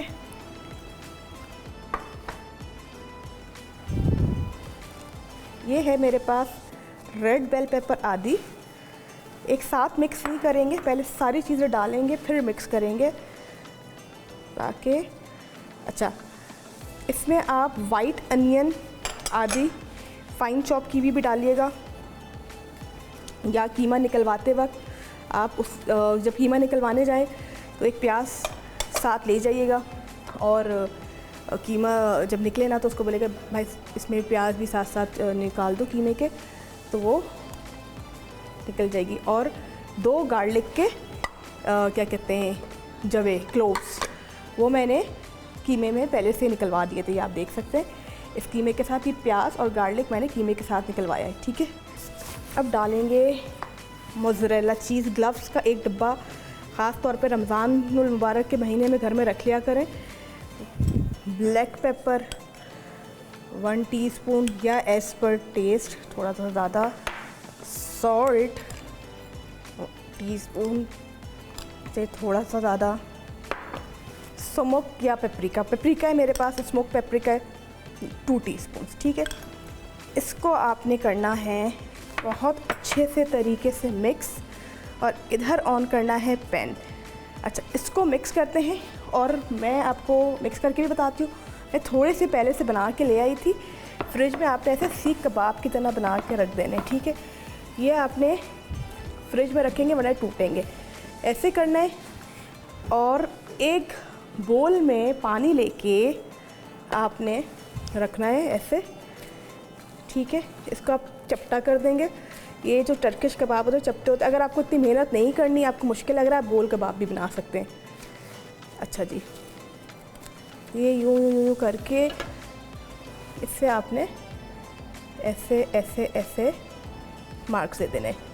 ये आपका टर्किश कबाब वाली शेप आ जाएगी। पैन में मैं डालती हूँ ऑलिव ऑयल, इतना 2 से 3 टेबल स्पून जितना। फ्लेम कर देंगे हम ऑन। जब तक हमारा ऑयल गर्म हो रहा है, हम करते हैं इसको मिक्स, और इसके हम बनवा लेते हैं मज़ीद कबाब दोनों हाथों से। बर्गर पैटीज़ जब बनाते हैं तो उसको आपने इतना मिक्स नहीं करना होता, उसको खाली आपने हल्के हाथ से मिक्स करना होता है। अच्छा, ये जो है ना, जो इसकी कटिंग है, इसको आप चॉपर में भी कर सकते हैं। चॉपर में करके इसको आपने चॉपर में चॉपराइज करके इसको एक मलमल के कपड़े में डालिएगा, इसका सारा पानी गिर जाएगा। अच्छा, इसके अंदर आपने 2 ग्रीन चिलीज़ भी फाइन चॉप करके डालनी चाहें डाल दें। अगर आपको स्पाइसी पसंद है, इफ्तारी में बना रहे हैं तो ना डालें। चलें जी, ये मिक्स हो गए। एक मैं कोशिश करती हूँ ये आपको बना के दिखा दूँ, लेकिन बहुत मुश्किल है कि ये इस वक्त बने, क्योंकि इसको आपने फ्रिज में रखना है कम से कम आधा घंटा, ठीक है। ऐसे ऐसे ऐसे आपने इसको शेप देना है,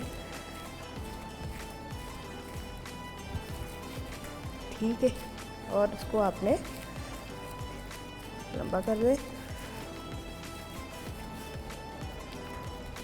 इस तरह के आप छोटे बड़े किसी भी साइज़ के बना लें, ठीक है। ये तेल हो गया है हमारा गरम।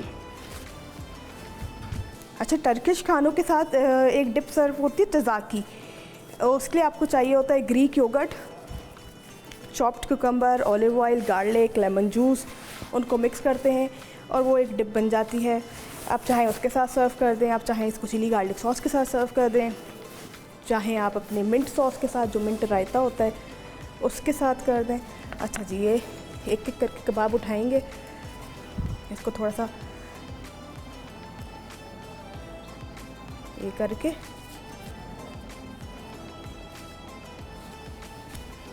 ठीक है, ये करना है। इसको आपने डालना है इसमें। अच्छा, फ्लेम थोड़ा सा मैं बढ़ा देती हूँ।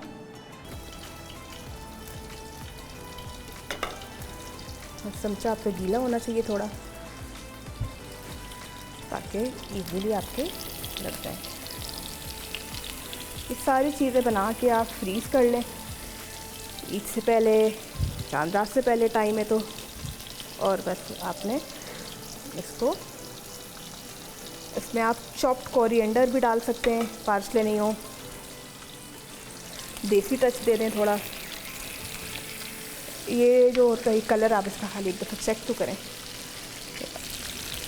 ये एक वाहिद पूरे महीने में ऐसी रेसिपी जिसको मैंने कहा हाफ़ डन करके नहीं रखिएगा। आप मिक्स करके रख सकते हैं, लेकिन ये फ्राई करके आपने हाफ़ नहीं रखने, आपने एंड टू एंड करने।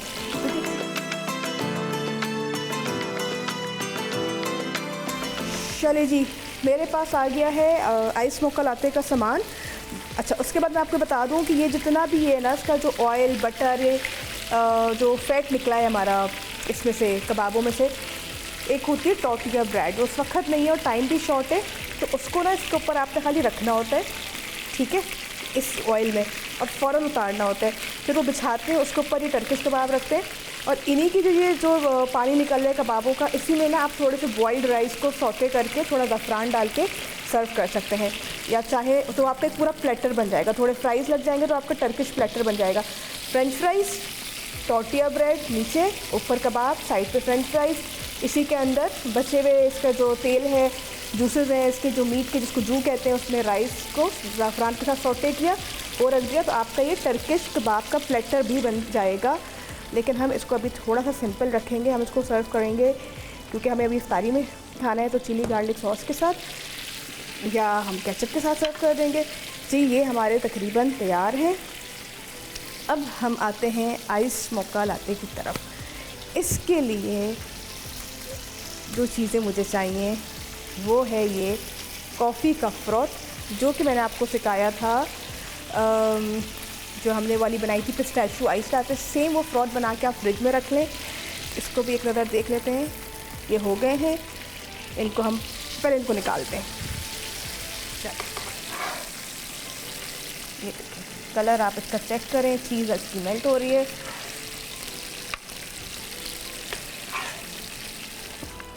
और मैं थोड़ा सा मोज़रेला इसके ऊपर ग्रेट करूँगी। ठीक है, मोज़रेला ना आपका ज़रा चिल्ड होगा ना, जितना फ्रिज में रखा हुआ होगा तो इजीली निकलेगा आपका बड़ा अच्छा सा उसका श्रेड। ये ऑप्शनल है, आपकी मर्ज़ी, आप डालें या ना डालें। चले जी चलते हैं हम आज की अपनी दूसरी रेसिपी की तरफ, जो कि है मक्का आइस लाटे। अच्छा जी, इसके लिए कॉफ़ी का फ्रॉथ बना के रख लिया है। जैसे मैंने आपको बताया था कि आपने कुछ चीज़ें पहले से प्रेप करके रखनी है। उसके बाद है आइस क्यूब्स हैं, मेरे पास चॉकलेट आइसक्रीम है, मैं चॉकलेट आइसक्रीम से बनाती हूँ। आप इसमें मेल्टेड चॉकलेट भी मज़ीद यूज़ करना चाहे कर सकते हैं, चाहे तो ब्लेंडर में सारी चीज़ें डाल के चॉकलेट के बटन्स आते हैं डार्क, वो डाल के ब्लेंड कर दें। Chocolate ice cream, chocolate buttons, coffee froth, milk और ये बर्फ़ डाल के, तो वो मुँह में ना चॉकलेट के चंक्स आते हैं, बड़े मज़े के लगते हैं। लेकिन यहाँ पे हम बनाएंगे ज़रा ओवर आइस मक्का लाटे के लिए ये जो कॉफ़ी फ्रॉथ है, शुगर सिरप में कॉफ़ी डाल के आपने सिंपली इसको करना है ब्लेंड।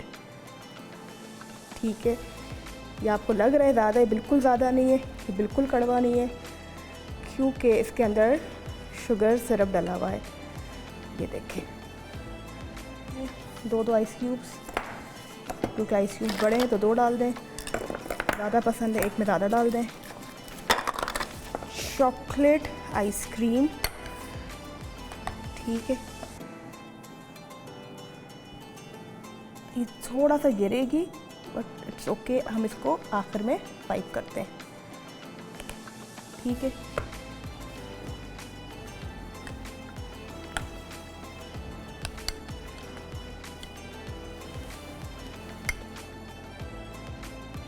चले जी, ये हो गई। अगर थोड़ी ज़्यादा भी गिर जाए तो कोई इशू नहीं है, हम इसको आखिर में वाइप कर लेंगे। या अगर ऐसा भी कर सकते हैं आप आइसक्रीम सबसे पहले डाल दें, फ्रॉथ आप बाद में डाल दें। स्पैचुला से आइसक्रीम को मैं थोड़ा सा नीचे की तरफ पुश करूँगी। ठीक है, ये देखें,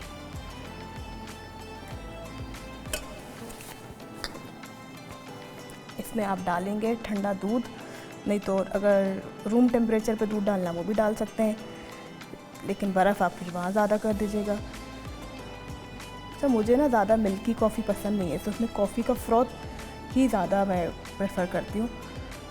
तो कॉफ़ी पी रहे हैं तो लगे कि कॉफ़ी पिए।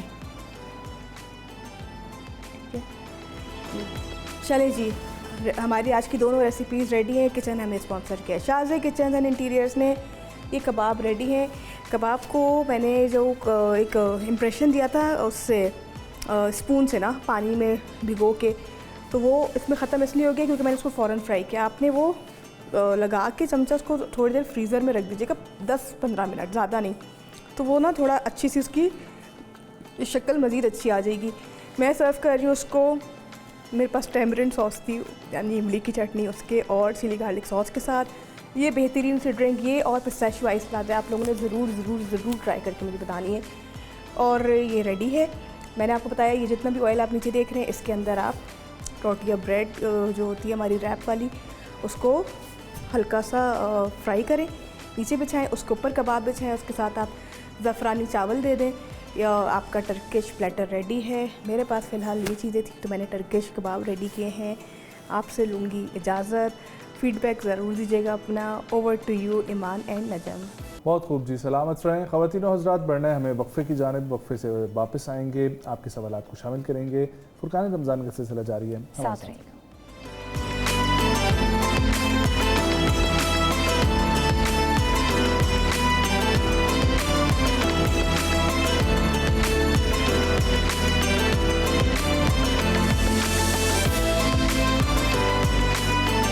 वेलकम बैक नाज़रीन, फुरकान रमज़ान में एक बार फिर से खुशामदीद। सवाल और जवाबात के सेगमेंट की जानिब बढ़ते हैं और देखते हैं कौन कहाँ से आज हमारे साथ मौजूद है।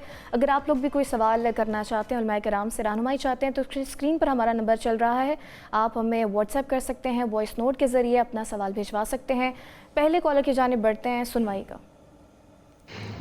अस्सलाम वालेकुम, मैं सुहेल बात कर रहा हूँ कुवैत से। मेरा सवाल ये है कि कुरान शरीफ को तर्जुमे के साथ ख़ुद से पढ़ा जा सकता है? क्योंकि अक्सर लोग कहते हैं कि अगर इसको ख़ुद से पढ़ा जाए बिना किसी शागिर्दी के तो इंसान जो है गुमराह हो सकता है। तो इसका मुझे जवाब बता दें, शुक्रिया। देखिए, कुरान को तर्जुमे से पढ़ना और उसमें कोई मज़ायक़ा नहीं है, पढ़ना चाहिए। लेकिन बाज़ ऐसी होती है कि कुछ इल्मी कुरान के अंदर इल्मी नुकात हैं, वो इंसान जब अपने तौर पे समझने की कोशिश करता है, क्योंकि उसको लुग़त का पता नहीं होता, उसके शान नुज़ूल का पता नहीं होता, सबब का पता नहीं होता, तो वो उसकी अपनी तरफ से ऐसी तशरीह कर लेता है जो अपने लिए भी मुश्किल खड़ी कर देता है। और ये हमने कुरान ख़ुद कह रहा है, दो मकामात का ज़िक्र कुरान में अल्लाह ने कहा युज़िल्लु बिही कसीरन व यहदी बिही कसीरा, कि बहुत से लोग इससे गुमराही का सामान भी करेंगे और बहुत से लोग हिदायत भी पाएंगे। और मा युज़िल्लु बिही इल्लल फ़ासिक़ीन, कि इंसान जो है फ़ासिक़, और अच्छा फ़ासिक़ इंसान की जो है बड़ी होती है कि वो मुतकब्बिर होता है और वो कहता है जो मैं कह रहा हूँ मैं ही ठीक कह रहा हूँ, ये उसकी पहली किस्म होती है। और इंसान ज़्यादा इल्म के साथ, वो कहते हैं ना इल्म 3 बालिश है, जो 1 बालिश तक जाता है फिर वो मुतकब्बिर ही होता है जो अगले सफ़र। और बाकायदा अल्लाह ने सहाबा को भी, जब ये तबूक का वाक़या हुआ तो इतना वो जैसे कहते हैं बाज़ ऐसी अल्लाह की तरफ से इम्तिहान आए, जो लोग पीछे रह गए थे तो सब ने नियत की कि अगला जो भी ग़ज़वा आएगा हम में से ना कोई भी पीछे नहीं बैठेगा, हम सारे निकलेंगे। तो बाकायदा जो है अल्लाह ने कहा वमा कान मुमिनुन लियनफिरू काफ़ा, कि सारे के सारे उठ के ऐसे जिहाद के लिए मत निकलो। फलौला नफ़र मिन कुल्लि फ़िरक़तिन मिनहुम ताइफ़ा यतफ़क़्क़हू फ़िद्दीन, कि तुम में से एक टोली जो है पीछे रह जाया करे, किस लिए? लियतफ़क़्क़हू फ़िद्दीन, के दीन पर तफ़क़्क़ुह करे, इसको समझे। वलियुनज़िरू क़ौमहम इज़ा रजऊ, ताकि जब वो जो वापस आए उनको समझाए। तो वो जो है उसको फ़िक्स किया गया। तो आप जैसे कहते हैं अपने तौर पर पढ़ें, हाँ किसी अहले इल्म के साथ जुड़ें, ताकि जो उसका एक्चुअल एसेंस है वो आपको मालूम हो सके। अगला कॉलर सुनवाइएगा। टेक्निकली अगर हम जी अस्सलाम वालेकुम, मेरा नाम आयशा है और मैं जेलम से बात कर रही हूँ। मुझे ये पूछना था कि रमज़ान में आपके जैसे कोई रोज़ा मिस हो जाता है, छूट जाते हैं हमारे रोज़े, तो हमें उसको पूरा करने के लिए ज़रूरी है कि अगला रमज़ान आने से पहले ही हम वो रोज़े कंप्लीट करें, या हम कभी भी उन रोज़ों को कंप्लीट कर सकते हैं? शुक्रिया। जी, क़ज़ा रोज़ों के लिए शर्त यह है कि उनको जल्द अज़ जल्द अदा किया जाए, तो इसलिए अगले रमज़ान का इंतज़ार हरगिज़ नहीं करना चाहिए। और हो सकता है अगले रमज़ान तक आपके ज़िंदगी की ज़मानत कौन देता है, तो ये क़र्ज़ आपके ज़िम्मे रहेगा। तो सबसे पहले रमज़ान के जो रोज़े छूट गए हैं उनकी क़ज़ाई जो है वो अदा करनी चाहिए। यानी कि मैं थोड़ी सी और वजाहत कर दूं। पहली बात तो ये मुफ्ती से किबला ने जो कहा बिल्कुल ठीक है, भाई क़ज़ा है तो उसे जल्दी अपना करें, कोई पता नहीं सांस है या नहीं। अगले रमज़ान का भी इंतज़ार न करें, पहले रख लें। लेकिन अगर अगला रमज़ान भी आ जाता है और आपके क़ज़ा रोज़े क़ज़ा ही हैं, तो उस रमज़ान के बाद भी वो आपने क़ज़ा करने हैं, वो माफ़ नहीं हो जाएंगे कि फिर रमज़ान आ गया तो आपने कहा कि आप नहीं, वो आपने क़ज़ा उस वक्त तक, यानी कि वो क़ज़ा रहेंगे जब तक उसे रखेंगे नहीं। अगला कॉलर सुनवाइएगा। जी अस्सलाम वालेकुम, मेरा नाम अवैस है जी, मैं गुजर खान से बात कर रहा हूँ। अच्छा, मुझे पूछना है जो लैलतुल क़द्र है इसके बारे में, कि टेक्निकली अगर हम पहला रोज़ा आगे पीछे करते हैं तो कहते हैं ताक रात में लैलतुल क़द्र होती है, तो उसकी वजह से क्या लैलतुल क़द्र जो है जुफ्त रात में भी आ सकती है? नहीं, यानी कि लैलतुल क़द्र यानी पहला रोज़ा हम आगे पीछे करते हैं। इसमें तो आप ये फुक़हा ने यही फतवा दिया है कि आपने अपने वक्त की हुकूमत पे एतबार करना है। जो उन्होंने अनाउंस कर दिया है वही आपका पहला रोज़ा है, और जो उन्होंने अनाउंस कर दिया है वही आपकी ईद है। तो आप अपने जो है ना, अपना क्या कहते हैं, हुकूमत के ऐलान पे आपने क्या करना है, उफ़क़ के, हम उफ़क़ की एक बहस होती है कि हर इलाके का उफ़क़ अलग है। जैसे सऊदी अरब का उफ़क़ अलग है, वहाँ पर एक दिन पहले या बाद में ईद होती है, हमारा उफ़क़ अलग है। तो अपने उफ़क़ के मुताबिक आपने क्या करना کرنی ہوتی ہے، عید کرنی ہوتی ہے، اور اس کے مطابق آخری عشرے کی جو طاق راتیں ہیں اسی میں ہی لیلۃ القدر ہے، جفت راتوں میں لیلۃ القدر نہیں۔ ہاں اگر جفت راتوں کو بھی عبادت کے لیے استعمال کریں تو زیادہ ثواب ہوگا، لیکن لیلۃ القدر طاق رات میں۔ اگلا سوال سنوائیے گا۔ السلام علیکم، میرا نام شان ہے، میں گلیت سے بات کر رہا ہوں۔ میرا آپ سے یہ سوال ہے کہ ایسی جگہوں پر کام کرنا جہاں پہ غیر قانونی کام ہوتا ہے، جیسے کال سینٹر یا لون ریکوری کی جو کمپنیز ہوتی ہیں، تو ان میں کام کرنا کیا ہے؟ ان کی جو تنخواہیں ملتی ہیں تو کیا وہ جائز ہے؟ اچھا، جو کال سینٹرز کی جنہوں نے آپ نے بات کی ہے نا، یہ ویل نون ہے اب، اور دنیا کو پتہ ہے کہ جسے کہتے ہیں کہ تھرڈ ورلڈ کنٹریز کو، ڈیولپنگ کنٹریز کو سب لیٹ کیے جاتے ہیں، تو یہ تو الیگل میں نہیں آتے ہیں۔ ہاں البتہ اس میں جو نام وغیرہ بھی تبدیل کرنا، وہ بھی جسے کہتے ہیں کمیونیکیشن کے لیے ایزی جو ہے وہ کیا جاتا ہے، تو اس میں کوئی برائی نہیں ہے۔ البتہ ہاں جیسے آپ کو ہو کہ ایک مہلک ریاست کے خلاف کہیں کام ہو رہا ہے، کہیں جسے کہتے ہیں وہ انسان کو تکلیف پہنچانے کے لیے کام ہو رہا ہے، ایسی کوئی جگہ ہے وہاں پہ بالکل آپ نہ کریں۔ ہاں اس میں ایک میں کہوں گا کہ جو ایکیڈیمک رائٹنگ کا کام ہے، اس کے حوالے سے علماء ابھی بھی ہیں کہ یہ ایک انٹلیکچول اسٹیلنگ ہوتی ہے، انٹلیکچول تھیفٹ ہوتا ہے، تو اس کو مکروہ درجے میں جو ہے علماء سمجھتے ہیں کہ آپ کسی کی جو اسائنمنٹ لکھ کے دیتے ہیں، آپ جو کسی کا ریسرچ پیپر لکھ کے دیتے ہیں، تو کیا ہوتا ہے وہ آپ اس کو دیتے ہیں، وہ آگے جمع کراتا ہے، وہ اس کی تحقیق کے طور پر شامل ہوتا ہے۔ اگر اس تحقیق میں کوئی کمی پیش ہوئی تو اس کا بھی گناہ آپ کے سر ہے، ٹھیک ہے؟ اگر اس کے سے کوئی دوائی بن رہی ہے یا کوئی چیز بن رہی ہے، آپ رہ گئے، تو اس کو جو ہے مکروہ کہا گیا۔ ایکیڈیمک رائٹنگ یا اس طرح کی ایکٹیویٹی سے بچنا چاہیے۔ ہاں بس ایک بات کا میں اضافہ کر دوں کہ جب تک آپ کو پتہ نہیں ہے کہ جس جگہ پہ میں کام کر رہا ہوں وہ حلال طریقہ ہے، حرام طریقہ ہے، غصبی ہے یا کیا ہے، اس وقت تک وہاں پہ جاب کرنا، سب کچھ کرنا وہ آپ کے لیے جائز ہے۔ جیسے ہی آپ کو پتہ چلے گا کہ یہ حرام طریقے سے آ رہا ہے، تو کیونکہ پھر وہ حرام طریقے سے آنے والی کمائی بھی حرام ہی ہوتی ہے، تو اس لیے وہ آپ کے لیے وہاں پہ کمانا جائز نہیں رہے گا، لہذا اس لیے اپنے حلال کمائی کے طریقے کو ہے وہ اپنائیں، اور اس میں ڈیفائن نہ علماء سے کروا لیں، اپنے کام کو جا کے ان سے ڈسکس کر لیں، تاکہ پھر خود سے ابھی ایک بندہ میرے پاس آیا جی پچھلے دنوں میں، تو انہوں نے کہا کہ ایک مارکیٹ ہے وہاں پہ سمگلنگ کا مال بکتا ہے اور چوری کا بکتا ہے۔ میں نے کہا سمگلنگ کا مسئلہ الگ ہے، چوری کا الگ ہے۔ اگر آپ کو یقین ہے کہ یہاں پہ مال چوری کا آ کے بکتا ہے اور آپ کم داموں میں لے کے پھر اسے پورے داموں میں بیچتے ہیں، تو وہاں سے لینا بھی حرام ہے اور آپ کا منافع بھی حرام ہے۔ تو لہٰذا اگر آپ کو پتہ ہے کہ یہ چوری والی جگہ ہے اور میں خرید رہا ہوں اس لیے کہ کم داموں میں مل رہا ہے، تو حرام ہے اس کا، یعنی چوری کا مال لینا دینا حرام ہے۔ نبی کریم صلی اللہ علیہ وسلم کا فرمان بھی ہے، واضح ہمیں رہنمائی کرتے ہیں آقا کریم علیہ السلام کی یہ تعلیمات کہ الحلال بین والحرام بین، حلال بھی بالکل شیشے کی طرح واضح ہے اور حرام بھی بالکل واضح ہے، وبینہما مشتبہات، ان دونوں کے درمیان کچھ مشابہات چیزیں، جو ان کے اندر پڑ گیا فقط ضل، وہ گمراہی کی طرف چلا گیا، جو ان سے بچ گیا فقط فاز، یقیناً وہ کامیاب ہو گیا۔ تو انسان کو کوئی بھی کام کرنے سے پہلے اس کے بارے تحقیق کر لینی چاہیے کہ کام حلال ہے یا حرام۔ ٹھیک ہے اسامہ صاحب، اگر آپ کی نظر سے، آپ میں سے کسی بھی صاحب کی نظر سے مفتی طارق مسعود کا اسمگلنگ کے حوالے سے اگر گزرا ہو، اور یہ ذرا وضاحت فرما دیجیے کہ آپ نے بھی اسمگلنگ کا ذکر کیا تھا، کیونکہ یہ واقعہ میں بہت سارے لوگوں نے سوال پوچھا کہ وہ آپ کی حکومت کا ہے لیکن ہم تو اس کو ٹریڈ کے زمرے میں گنتے ہیں، تو ذرا آپ پہلے بتا دیجیے گا پھر میں علامہ صاحب سے۔ اچھا، جیسے کہتے ہیں جو ٹریڈنگ کے لیے جو لینڈ کا کانسیپٹ ہے، جو ٹیریٹوریل باؤنڈریز کا کانسیپٹ ہے، اس کا جو ہے نا اسلام میں کوئی ڈائریکٹ ایڈریسنگ نہیں ہے، ٹھیک ہے؟ اگر وہ جسے کہتے ہیں ایک روٹ سے آتی ہے، ایک مارکیٹ میں آتی ہے اور اوپنلی بکتی ہے، ٹھیک ہے، اور وہ غصب نہیں ہے، بندے نے اس کی فلاں جس سے خریدا ہے اس کو پیمنٹ کیا، بندے کو پیمنٹ کیا ہے، بندے سے ایک مال لیا، وہ ایک ٹریڈ روٹ سے آیا ہے، ٹھیک ہے، وہ پہاڑ سے گزر کے آیا ہے، وہ جسے کہتے ہیں ندی کے نیچے سے نکل کے آیا ہے، ٹھیک ہے، وہ تو ٹریڈ اس نے اپنا مال پہنچایا، ٹھیک ہے، اس سے جو ہے نا وہ اثر نہیں پڑتا۔ ہاں البتہ یہ ہے اس ملک میں چوری ہوئی ہے، چوری کے بعد جو ہے وہ یہاں مال پہنچایا گیا، اگر آپ وہ غلط ہے، اسمگل کریں جس سے نقصان ہے، ٹھیک ہے، تو پھر تو ڈیفینیٹلی وہ تو اسمگل نہیں بھی کر رہے تو پھر تو آپ کا ہے۔ وہ ہے کہ اس کے لیے جو ہے پھر اس طرح ہے کہ جب وہ مفتی صاحب کا بیان پہ آیا تھا تو اس پہ بہت سے لوگوں نے کہا کہ اسمگلنگ پروموٹ ہو رہی ہے۔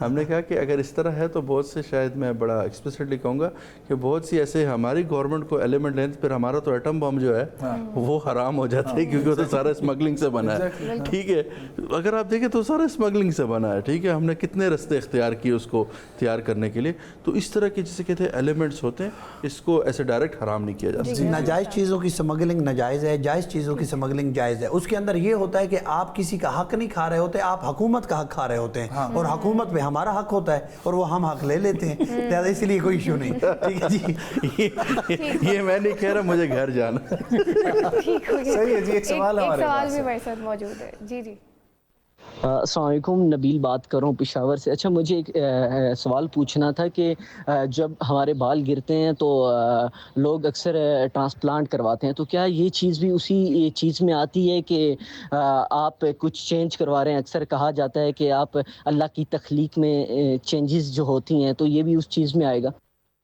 جی, اس میں میرا موقف بالکل واضح ہے کہ انسانی جو اجزاء ہیں یہ بامر مجبوری تو ایک دوسرے کو دیے جا سکتے ہیں, لیکن یہ جو بال وغیرہ ہیں ان کے ہاں میرا موقف تو ہے یہ کوئی درست عمل نہیں ہے. ٹھیک ہے, ٹھیک ہے. اس سے جو ہے نا ایک لگژری پیدا ہو رہی ہے سوسائٹی میں, اور لوگوں میں جسے کہتے ہیں نا وہ احساس کمتری پیدا ہو رہی ہے. تو میں بھی اس کو جو ہے نا موٹیویٹ نہیں کرتا ہوں, لیکن ہاں یہ حرام زمرے میں کسی نے نہیں کہا, کیونکہ آپ کے جسم کے بال ہی لے کے لگائے جا رہے ہیں, تو میں اس میں کہوں گا کہ وہ کرانا تو جائے. لیکن آپ یہ سمجھ لیجیے وگ وہ اسی لیے جائز نہیں ہوتی کیونکہ اس سے مسا نہیں ہو سکتا, کیونکہ وہ جلد میں اور جلد میں اس کے درمیان ایک اور لائر آ جاتی ہے, تو یہ ایشو ہے. وہ آپ جب کریں, ہاں انسان کا حق ہے کہ وہ خوبصورت نظر آئے, اور وہ اپنی خوبصورتی کے لیے جو کچھ بھی اپنے آپ کو سنوارنے کے لیے کر سکتا ہے, اسلام اس سے روکتا نہیں ہے. کیونکہ وہ جو ہوتی ہے اپنا مثال کے طور پہ جو ہے بال لگائے جاتے ہیں, تو وہ آپ کے جسم کے ہی بال یعنی اکھاڑ کے لگائے جاتے ہیں, تو اس سے کوئی حرج نہیں ہے. اچھا حضرت یہ فرمائیے گا, ہمارا جو چل رہا تھا ٹاپک اس سے ریلیٹڈ ایک سوال یہ تھا کہ جس طریقے سے حضرت نے فرمایا حدیث کا حوالہ دے کے کہ آپ کے پچھلے گناہ بھی معاف ہو جائیں گے, ٹھیک ہے, اور آپ کی آگے کی جو ہے وہ سلسلہ آسان ہو جائے گا. لیکن اگر آپ کو اسپیسیفکلی کوئی دعا جو ہے وہ آپ کے دل میں ہے اور آپ چاہتے ہیں کہ اللہ تعالیٰ آپ کی حاجت وہ پوری کرے, تو درود کا وسیلہ بنا کر درود کا دعا میں شامل کرنا, یہ کتنا دعا کے لیے افضل جو ہے وہ عمل ہے؟ دیکھیں یہ جو رسول اللہ صلی اللہ علیہ وسلم کی کسی بھی دعا کی قبولیت کے لیے اس کا جو ہے لازم و ملزوم, اور صحابہ کے ہاں بھی عمل رہا ہے کہ دعا کی مقبولیت کے لیے اس میں درود شریف پڑھا جائے. یہ سلف صالحین صحابہ رضی اللہ علیہم اجمعین سے یہ ثابت عمل ہے. یہاں تک کہ باقاعدہ جو ہے کئی جگہ پہ جیسے بارش ایک دفعہ نہیں ہو رہی, اور یہاں پہ باقاعدہ ایک دفعہ ذکر بھی ہوا مدینہ میں بارش نہیں ہو رہی تھی, تو باقاعدہ انہوں نے کہا کہ ہم جسے کہتے ہیں پہلے آپ صلی اللہ علیہ وسلم کو آپ کے سامنے اللہ پیش کیا کرتے تھے, یا اللہ یہ رسول اللہ صلی اللہ علیہ وسلم کے چچا ہم اس کو پیش کر رہے ہیں, یا اللہ ان کی جسے کہتے ہیں اس خاندان کی برکت, اور اس سے جو ہے آپ کو واسطہ دے کہتے ہیں کہ آپ بارش فرما دی, اس میں کوئی برائی نہیں ہے. ٹھیک ہے, البتہ یہ ہے کہ ایک بات اور, جب بات چل رہی تھی تو ہم نے بخل پہ بھی یہاں بات کی, کنجوسی بھی بات کی, تو سب سے بخیل انسان جو ہے اسے کہا گیا کہ جو رسول اللہ صلی اللہ علیہ وسلم کا نام سنے اور درود نہ بھیجے, اور رسول اللہ صلی اللہ علیہ وسلم پہ درود کی کثرت نہ رکھتا ہو اپنے ذکر میں, تو یہ جو ہے بخل سے بھی بچے, تو اس میں کوئی بھی برائی نہیں ہے, ٹھیک ہے, کرنا چاہیے. لیکن البتہ ہم عمومی طور پہ جیسے علامہ صاحب نے بھی ایک بات کی طرف اشارہ کیا نا, ہم چیزوں کی بعض دفعہ ایسی باریکی میں جاتے ہیں کہ وہ انسان جو ہے نا وہاں پہ اور کوئی نہ کوئی اپنی تشریحات نکالنا شروع کر لیتا ہے. بہتر یہی ہے کہ دعا کے لیے جو آپ اللہ کے رسول صلی اللہ علیہ وسلم نے فرمایا افضل ذکر لا الہ الا اللہ, اللہ کے جسے کہتے ہیں کہ وہ اللہ کے نزدیک جو ہے بذکر لا الہ الا اللہ, ٹھیک ہے, وہ بھی ہے. وہ افضل دعا الاستغفار, اور استغفار جو ہے, اور یہ رسول اللہ صلی اللہ علیہ وسلم نے بھی کہا کہ انسان اپنی دعاؤں کو رکھنا چاہتا ہے تو اپنے گناہوں کا بوجھ اپنے سے کم کرے تاکہ مستجاب دعوات بنے. اور جو انسان درود شریف کے ساتھ متصل رہتا ہے, تو اہل علم یہ لکھتے ہیں کہ انسان کی زبان کے جو استغفار کا اثر ہے وہ بہتر. اچھا, اس میں ایک آخری نقطہ عرض کروں, کسی نے پوچھا کہ استغفار پہلے کرنا چاہیے یا درود شریف پہلے پڑھنا چاہیے, تو انہوں نے پھر کسی نے آگے سے سوال کیا کہ اچھا پہلے جسم کو پاک کرنا چاہیے یا خوشبو لگا کے پاکی ہونی چاہیے, تو انہوں نے کہا نہیں, پہلے پاکی ہونی چاہیے پھر خوشبو لگانی چاہیے, تو انہوں نے کہا پھر پہلے استغفار پڑھا جائے اور پھر درود شریف پڑھا جائے. میں آخری بات جو کرنا چاہتا ہوں کہ ان الانسان خلق ہلوعا, اللہ نے کہا کہ ہم نے انسان کو لالچی پیدا کیا ہے. ہم نماز بھی پڑھتے ہیں لالچ میں, ہم روزہ بھی رکھتے ہیں لالچ میں, ہم درود بھی پڑھتے ہیں لالچ میں. بس میری گزارش یہ ہے کہ درود ذات رسالت کے لیے پڑھا جائے, نماز ذات خدا کے لیے پڑھا جائے, روزہ اللہ کے لیے رکھا جائے. پھر آپ دعا نہ بھی کریں, اللہ آپ کی ہر حاجت کو پورا کرے گا. آپ اپنے اس عمل کو لالچ میں نہ لے آئیں, اس لیے پڑھیں کہ رسول کا یہ حق ہے کہ ہم اس پہ درود پڑھیں. تو آپ دعا مانگیں نہ مانگیں, اللہ آپ کی ہر ایک کو دعا کو پورا کرے گا, حاجت کو پورا کرے گا انشاءاللہ. علامہ صاحب دعا کی درخواست. اللہم صلی علی محمد وعلی محمد. اللہم ادخل علی اہل القبور السرور, اللہم اغن کل فقیر, اللہم اشفِ کل جائع, اللہم اکس کل عریان, اللہم اقض دین کل مدین, اللہم فرج عن کل مکروب, اللہم رد کل غریب, اللہم فک کل اسیر, اللہم اصلح کل فاسد من امور المسلمین، اللہم اشف کل مریض، اللہم صد فقرنا بغناک، اللہم غیر سوء حالنا بحسن حالک، اللہم اقض عنا الدین واغننا من الفقر، انک علی کل شیء قدیر، یا مقلب القلوب والابصار، یا مدبر اللیل والنہار، یا محول الحول والحوال، حول حالنا الى احسن الحال، اللہم صلی علی محمد وعلی محمد وعجل فرجہ۔ بہت شکریہ جناب سید اسامہ جاوید چترالی صاحب آپ کا، بہت شکریہ جناب مولانا عثمان فاروقی صاحب آپ کا، بہت شکریہ جناب علامہ امجد حسین نقوی صاحب آپ کا۔ خواتین و حضرات، آپ لوگوں سے ملاقات ہوگی کل۔ آپ سبھی کو 28ویں روزے کا افطار بہت بہت مبارک ہو۔ مجھے حافظ مصاحب اور مجھے ایمان نواز کو دیجیے اجازت، اپنا خیال رکھیے گا، اللہ نے کے بعد۔